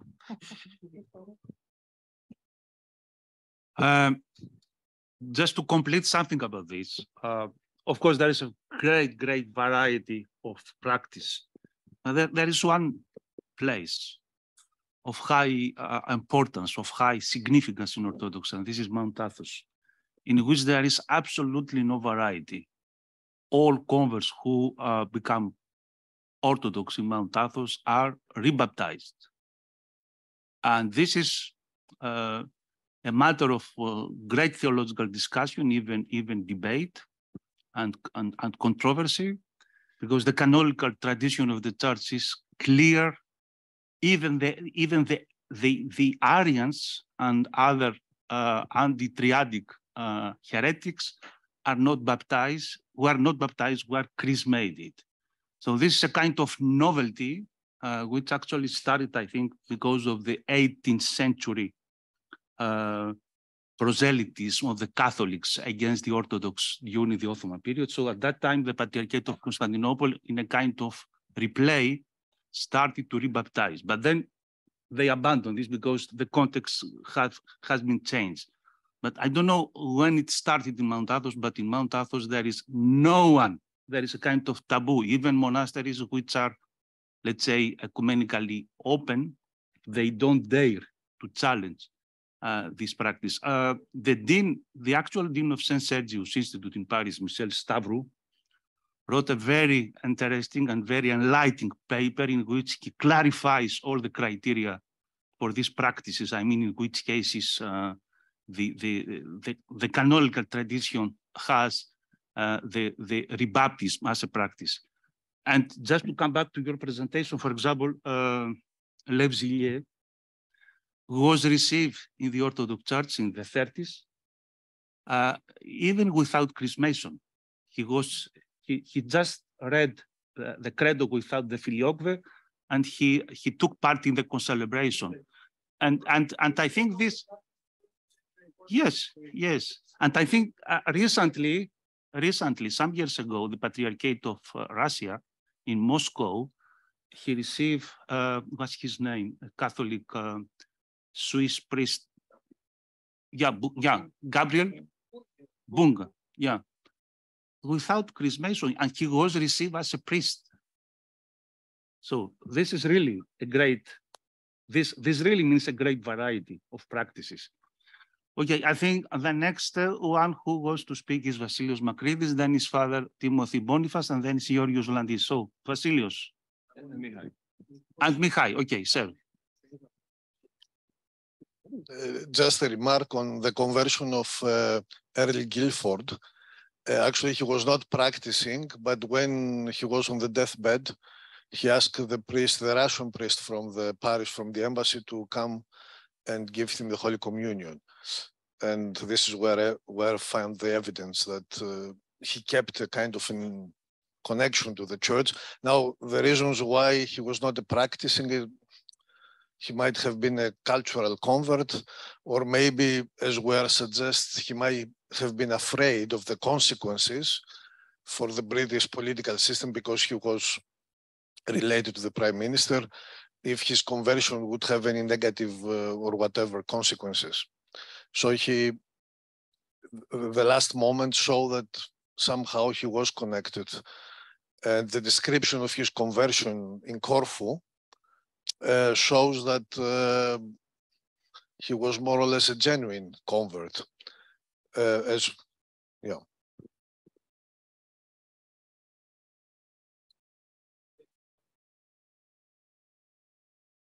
Thank you. A couple of quick points of clarification and then a question. I am using the microphone. Is it not on? Okay, lovely. Thank you. So the first point with Ludwell, obviously the fact that he translated work shows some dedication on the intellectual level as well. And there's, especially around the marriage of his daughter, there's definitely evidence that he was within the parish in London. And also the whole fact that he got a blessing to take the Eucharist back to North America, which is a fascinating question canonically. But that Moscow approved that shows that he was also dedicated to that cause, living it out in the US, well, in the colonies, sorry. Having been in the room at this conference that you mentioned, I would like to stress that I do not think it was openly racist in the way that you just characterized it. So I think it's worth raising that point and pushing back on that, because oftentimes the polemics from both sides of such debates end up digging in misunderstanding and ill will. And I think if we are going to even move forward productively in our disagreement, the more generosity, the better. So forgive me for that. Likewise, your statement about the canonical irregularities, there's certainly sometimes that's true. I don't want to raise which parties have been involved in some very significant ones recently, but you can see, for instance, in the protest of some bishops within the US Episcopal Assembly against other bishops in the Episcopal Assembly, and the threat that that might all fall down means that there is definitely a disagreement in the episcopacy as to how much those canonical norms need to be followed and at what points and by whom they're allowed to be broken. So that aside, you started the talk, very fascinating, with David Bentley Hart. And then it seemed like you were going somewhere comparing his kind of theology to John Cardinal Newman's theology and the ways that that influenced, and then it never happened. Did I miss that? I would love to see the other half of the paper that it seemed like you were going. Can you speak just even briefly, what is your insight about those of us who have come into the church? What kinds of theology are we doing? Does David Bentley Hart and Cardinal Newman do similar theology because of their similar theological breeding in Anglicanism? Thank you. Well, that was the caveat I had at the beginning. I'm not a theologian. I cannot go into the theological intricacies and the theological styles. It's just my naive look at these texts, and I said, well, that doesn't look very Orthodox to me. Yeah, and that might be, I might be completely wrong. And I'm just saying that I would love to be able to delve into the theological discourse, but I'm not a theologian. I get lost when people are too profoundly theological. So I'm sorry about that. The other 2 points I accept, and I'm very happy that you corrected me there, because it was I'm a bit daring, a bit too, I went a bit too far there. Yes, thank you. Georgios Vlandis.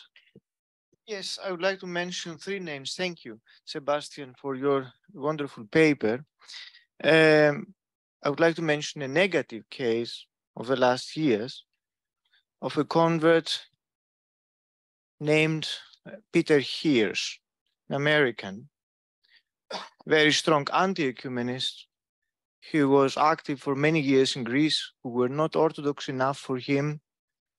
He went back to the United States. If I'm informed well, the Assembly of the Bishops says that he belongs to no jurisdiction at all, no canonical Orthodox jurisdiction, but he was a leading figure of anti-ecumenist polemics.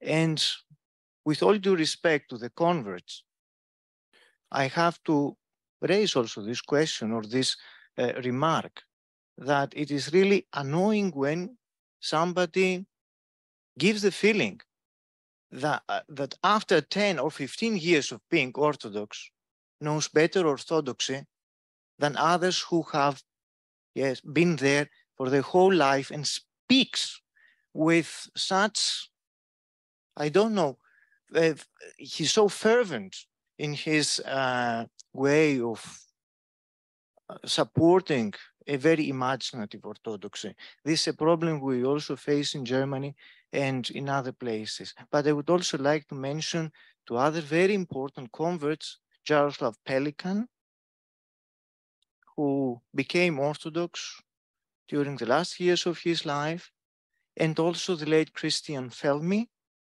a German professor at the University of Erlangen, also became Orthodox. They were very important also academic figures.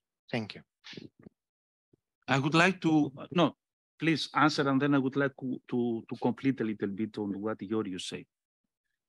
I think Mihai told me that Felmy did not actually convert until the very end of his life. So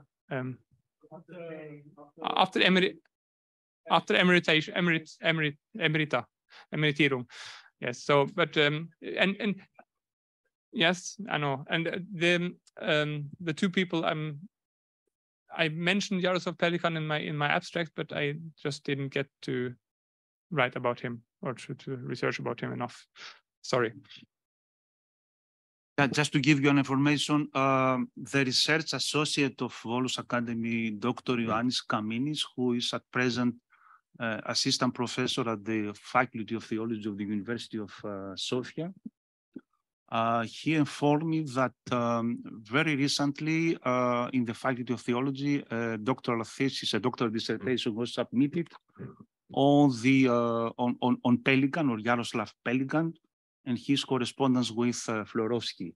And he promised to write an article for our blog, The Polymeros and Polytropos.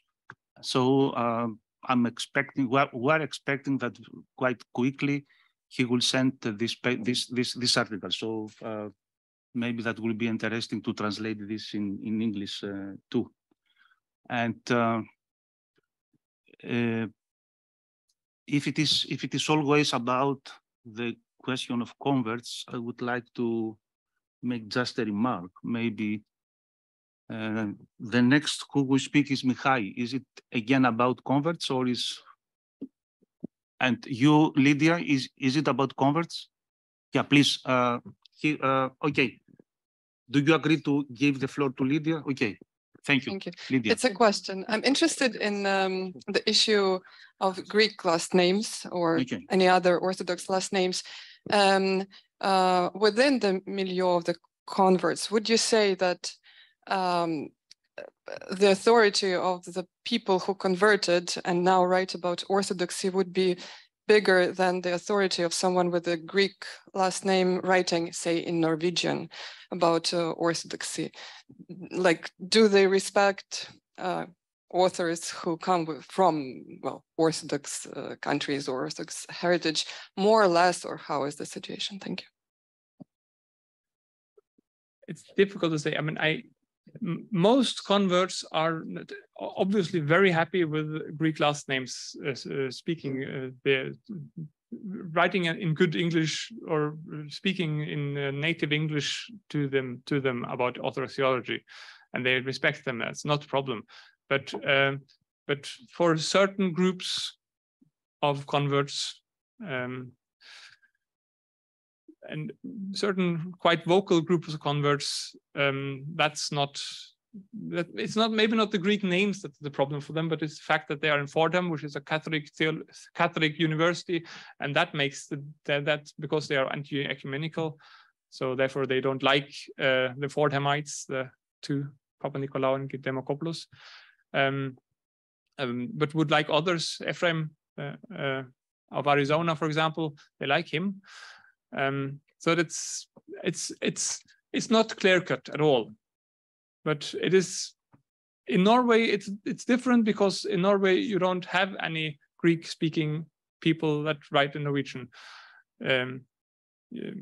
Yes, you have some from the Russian Orthodox Church that tries to write in and preach in Norwegian, but they don't have the same outreach as the Norwegian ones. And in Danish Orthodoxy, it's very clear because there is one Danish priest, and when you Google in Danish Orthodoxy, you always arrive at him and at his texts, because he's the only one writing in Danish about Orthodoxy. That's what I meant, more or less. And that's why converts see him first, and then they kind of go there.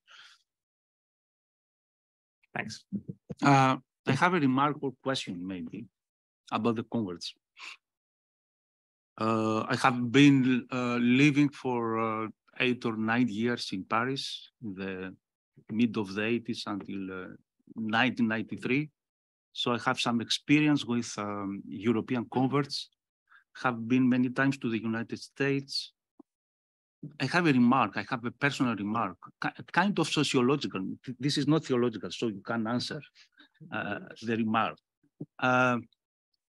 Until, let's say, the end of 70s, maybe the 80s, the people who converted to Orthodoxy, sociologically speaking, were mainly from the left.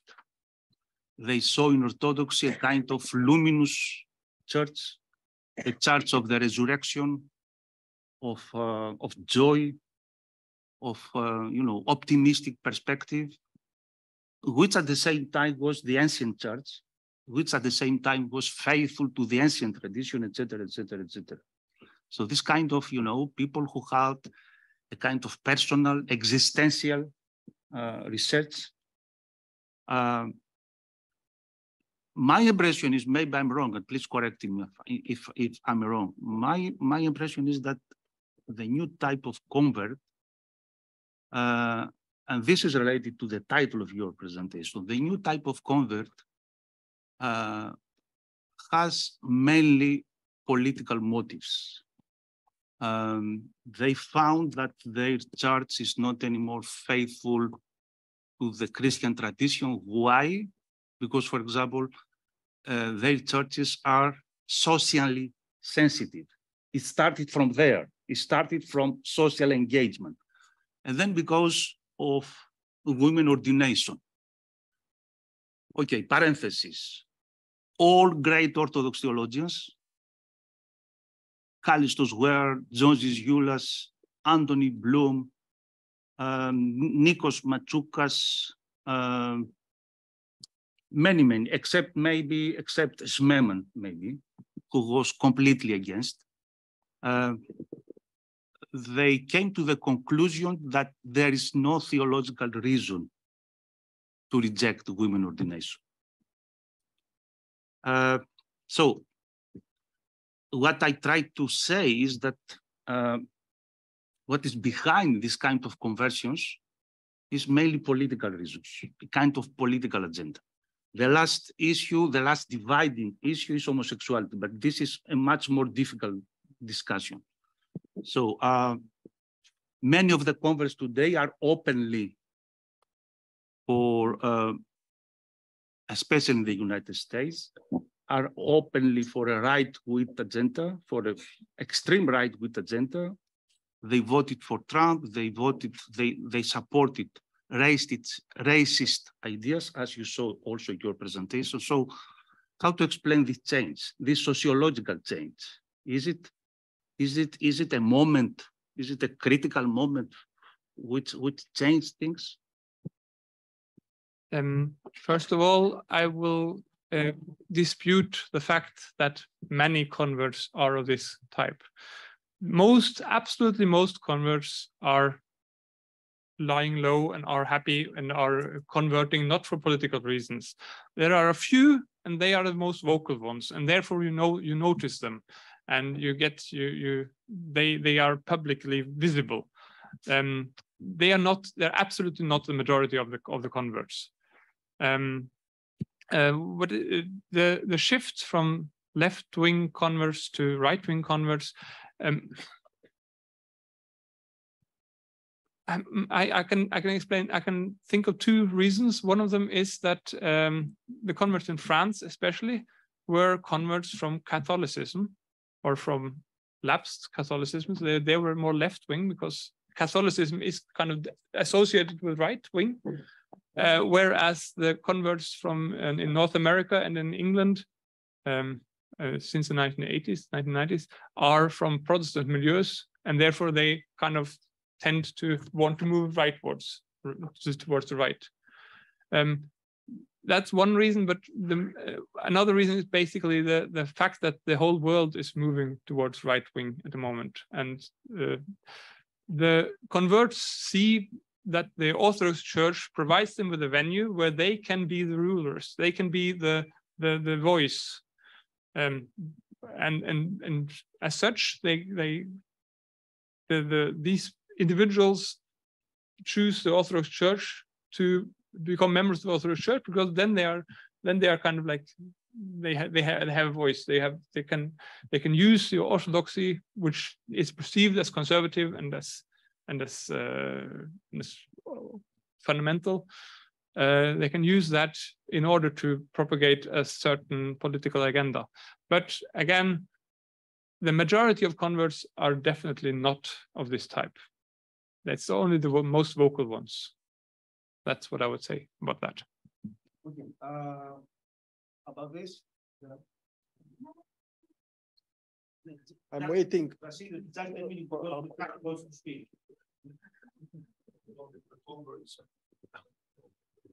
Simply to mention that we left the woman again outside. Okay, it's not only Elizabeth Bersigel, there are female convents in Greece, full of converts, female converts.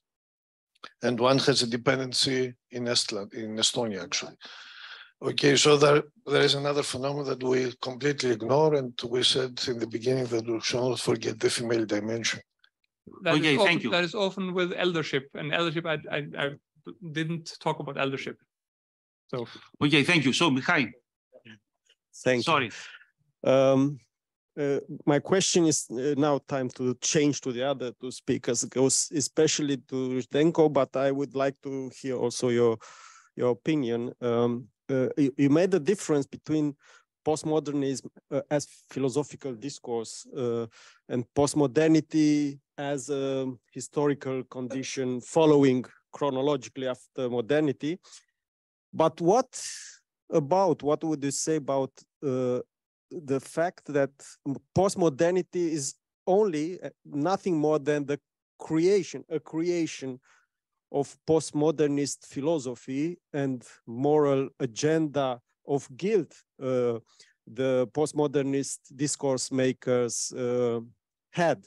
So it's no objective historical condition, but a way we were taught to see the world and the world we live in. So it's a form of indoctrination, if you like that term. And to shortly comment about the postmodernism, which is proposed newly to the heuristics of culture. Okay, and maybe we would say also something about that. Thank you. I'll start with the second one. After postmodernism is that, then this era is then called postmodernism. But this is kind of a bit tricky word. This is kind of a label. And as always with the labels, you need temporal distance to make a label. It's always usually made backwards. And there would be a whole list of approaches, really a huge variety, which would appear there. But some theoreticians, in order to have an order, would use the word postmodernism as a. But yeah, and the first one, what was with the guilt? You mentioned guilt. I didn't catch that. Philosophers is in fact a form of processing guilt created by the Nazis region and the wars, two world wars, and etc. So it has a lot of to do with the guilt they identified in the actions of modernity. So they proposed a new agenda, and by that they created a name and a frame to understand history as postmodernity. But this is nothing than this. Yeah, well, postmodernism started as in art, in architecture actually, and when we are talking about philosophies within postmodernism, then there are three terms. The one who kind of state the position would be Lyotard's report, Postmodern Condition. Then there will be the Derrida's and deconstruction, and then there would be post-structuralism, Foucault, for example. I cannot connect neither of these to what you are saying. That would kind of maybe appear, but not as a initiating or the starting point. Where I would see connection would be probably the Frankfurt School, Habermas and Adorno. I wouldn't, well, from what I know from my readings of these people, I don't see their connection in this line with the guilt and what happened and so on. But there will be a strong, ideology critique is called, so the critique of ideology which could appear, and of course one of the ideologies would be of course looking also toward the past. So the past is kind of the exclamation mark. So we need kind of to really focus on this, and if there are some the domination concepts, then that needs to be avoided. So but I don't see any other connection, but this would be kind of in Germany, so that would kind of even stick there. It would fit there. So Habermas and Adorno would be the only one. So the critique of ideology, which would have fit, and they would fit in the era. Okay, thank you. Nikolaos, do you want to say something about this? Yeah, one brief sentence. It was not my intention to explore the terminology related to postmodernity or postmodernism. In my view, in my understanding, postmodernity is a condition more than any kind of, let's say, ideological construction or something else. It's more a condition that we live in. It is defined by cultural, social, many other criteria, factors. Who wants to speak? Who wants to ask a question or to make a brief? Yeah, okay. Yeah, to Nikolaos. Yeah, I have to Nikolaos.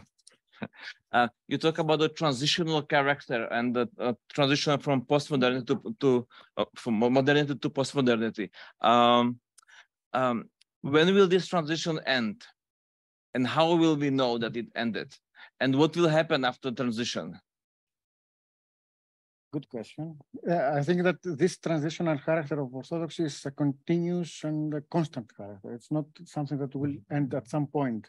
It's not. It does not have a chronological, let's say, definition. It's a more an extensive, perhaps, dimension. Please, there is still more time. Yeah, Father Gregory. Thanks. Sorry. This is a question for Zdenko. You contrasted at the end of your paper, which I thought was very interesting, Orthodox hermeneutics and postmodern hermeneutics and how there could be a mutual enrichment. My question is, what is Orthodox hermeneutics and who gets to decide? Because I think it's a fascinating idea. You sort of alluded to various components of it, but I think it would be quite hard to get agreement on that. So yeah, I'm asking you to say a little bit more about that topic. Orthodox hermeneutics? Who gets to decide? Yeah, what it is Why and who gets to decide?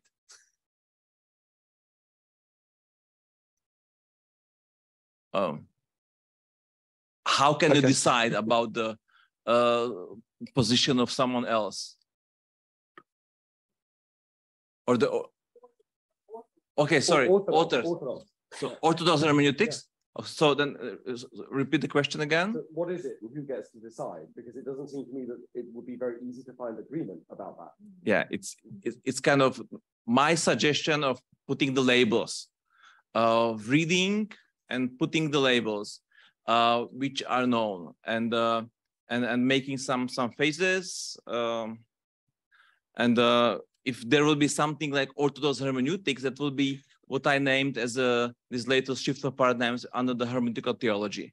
Again, that is the term which is has its own roots. There are people who, David Tracy, for example, would be one of those who would be with this term, and that needs to be discerned from the theological hermeneutics and so on. So again, it is my outsider, non-Orthodox observers' approach to when reading these authors, and there will be a whole list of whole others, and just trying to put a label. No, putting a label is a bad word, but just making an order and trying to. If you want to make a dialogue, which is what I'm kind of, that's my whole position, that these two positions must enrich themselves, and we always must go into agreement and mediating and bridging the gaps. Then you need to have some common tools, some common lines, common structures where you could. But again, they are just words. You know, the position from the analytic philosophy, which will be now the postmodern from Queen, would be that if we skip the word, we don't have the construct. So his famous example is, you know, in the German, how from adjective you make a noun. So you have something good, and you just put the das Gute, put the capital G, and you have the goodness. But if you don't do that, then we don't have, goodness doesn't exist. So it's actually just, we are just playing with the words and creating something which doesn't exist. And if we delete the words, which I would of course delete the word East and the West, I would just keep these words, and immediately the ancient concepts would disappear, and we don't have to use them, and we can simply move somewhere else. Okay, thank you. Is there any other question, please? Yeah, Sister Teresa, that will be the last question, please. you. There is a lot of studies concerning the influence of Russian religious philosophy on Western philosophy, like on Mauritania and so on. But do you think, Nikolaos and perhaps Sebastian, but not in the terms of conversion, not at all, but just some traces, some impact of Western philosophers, I mean, Catholic and Protestant thinkers, on the shaping of modern or postmodern or some whatever Orthodox theology? You address the question? All of the speakers, perhaps maybe it's open question. Thank you. I think it's closer to Nikolaos' paper. Yeah, absolutely, this is the case. As I mentioned in my paper, at some point there was a specific influence on from the part of the Western philosophers and the context that emigre theology has arisen. So this is taken for a given, that there is a connection between Western philosophy and the rise of, let's say, modern and postmodern Orthodox theology. Sebastian wants to say something about this. Yes, thank you. It might not be exactly what you were thinking, but I was just imagining when I heard your presentation that is exactly what you're talking about. How Western philosophical ideas like hermeneutics from the Protestant tradition, how they kind of are received and are taken up by Orthodox theology. And I was thinking of the question, for most Orthodox theologians, does hermeneutics play a role or does it not play a role in general? Like the concept of hermeneutics, or is it just a concept that is mostly dealt with by Western converts and Orthodox theologians that are active in the West? I don't know. It is always if the influences are not automatic, not even this what Nikos was responding. It's not automatic. There must be always someone who reads, likes, inspires, and uses into something what is his or her own, and her own would be tradition, church fathers, community, whatever is mine, and this must be kind of the rational. So it's kind of using tools. Again, the word tool is not very good. Using tools in order to better grasp what I am.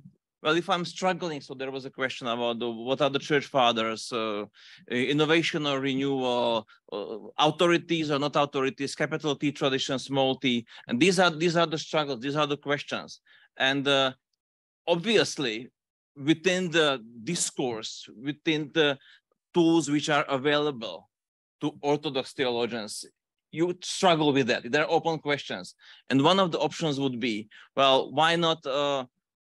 This is what Katan did. So he took, for example, the concept of Wirkungsgeschichte in order to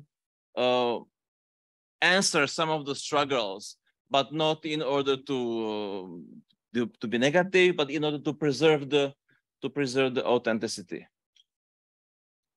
Okay, thank you. Before I will give the floor to Vasilios Makridis for because we are heading towards the end of the conference.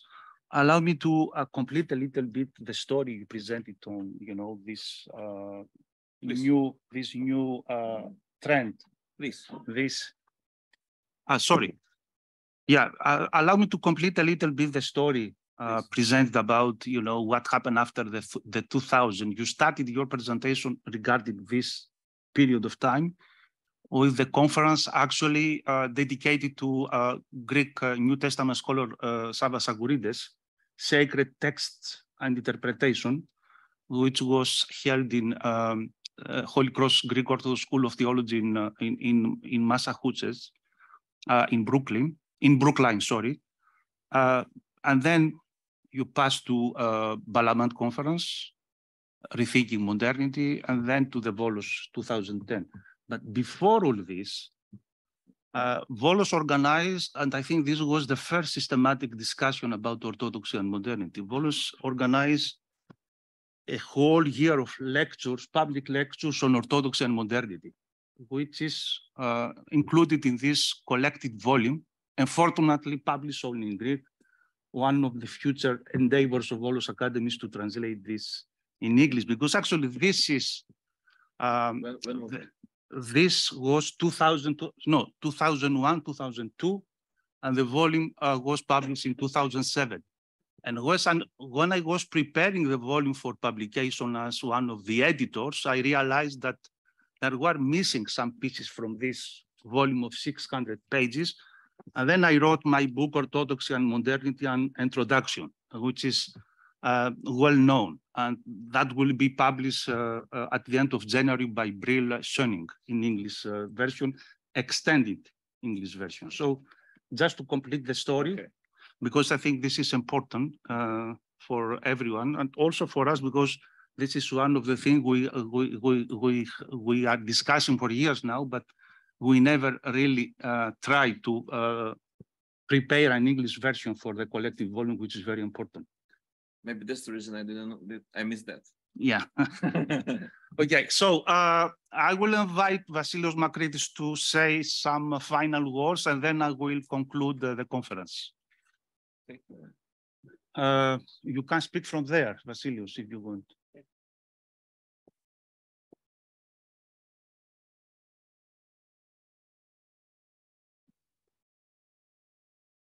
So we arrived safely at the end of the conference. I'm sure that you are relieved from these 2 tight days. I have warned you, you know this. But I think all of us, we are happy to have heard all these interesting and very important contributions. And I'm also giving the impression that I received also from most of you in the discussions outside, that the conference was successful. It had a specific focus. We heard quite diverse presentations, but all of them were to the point somehow, despite some, of course, methodological and other differences.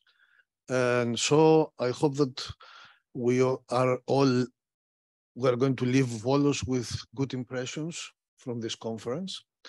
And there is also the thought to publish the volume.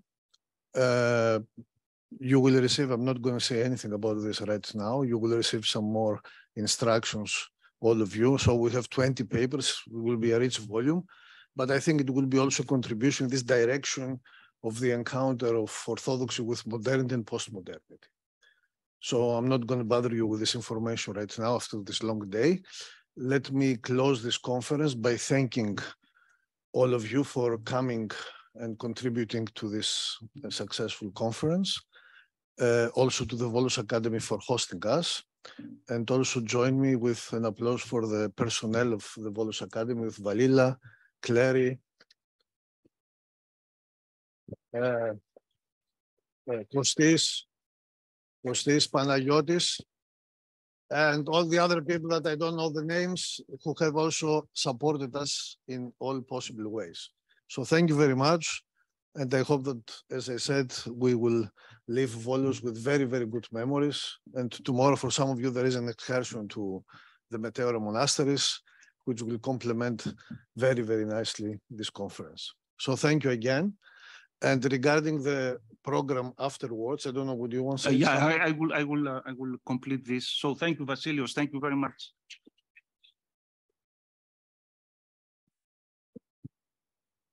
I would like, first of all, to thank Vasilios Makridis for fruitful cooperation and for the trust in Volos Academy. We used to work for years now, more than 15 years. So we are very happy to co-organize this conference, and we are grateful to Vasilios Makridis and Erfurt University to propose to host here the conference. I think the conference was fruitful, creative, showed the plurality of approaches and the way we can work together, although we disagree on some points or although we come from different backgrounds. I think this is an enrichment for the conference and for the future volume, which will come out, I hope not very, very late. So thank you for this. Vasilios said about the publication, so you will receive an email with information about the publication of the volume. Vasilios thanked the staff of Volos Academy, but in my capacity as director of the Volos Academy, I would like to warmly thank all the people of Volos Academy who work for this conference. So Kostis Drianakis, please applaud Kostis. Valila Yanutaki, please. Claire Nikolaou. Panagiotis Theodosiou, our IT person, our technician, Konstantinos Kenterhos and Agisilaos Kapatselos, who are not now here, but who helped us both for the preparation and here for during the time of discussion. No, before the kitchen, we have to thank. Sorry. Yeah, we have to thank Elias Katikos, who is the staff of the conference center, Paraskevi Arapoulou, who always is ready to help. Did I forget someone? Okay, yeah, Nikolaos. Yeah, always Nikolaos. Okay.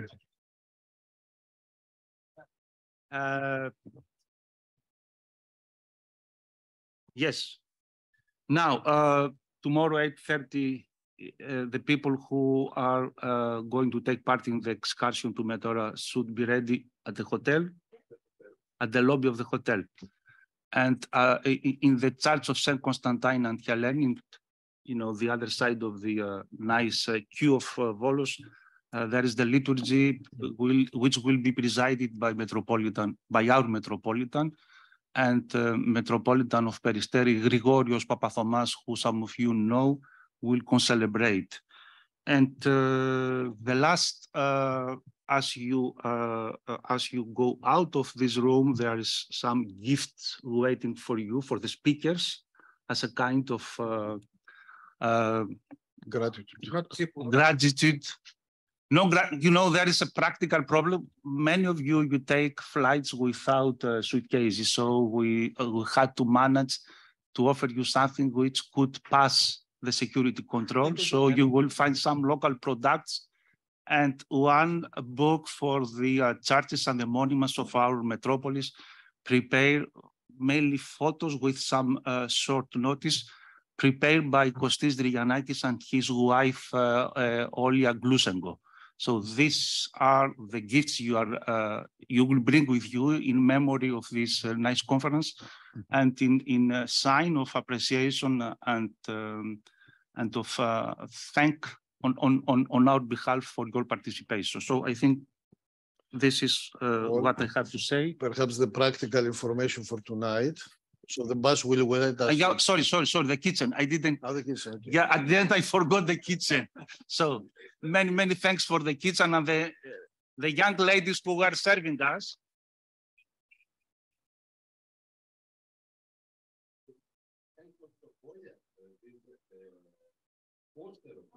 The poster of the conference. And yes. But the poster, I think, goes with the discussion about artificial intelligence and what is real and what is created. Okay. Actually, it is a real picture of the bazaar in Athens. Graffiti. So it's exactly what was there. So okay, but don't open a new discussion, a new question. So we will continue during the dinner. But thank you to Olya for the poster. So an applaud for Olya.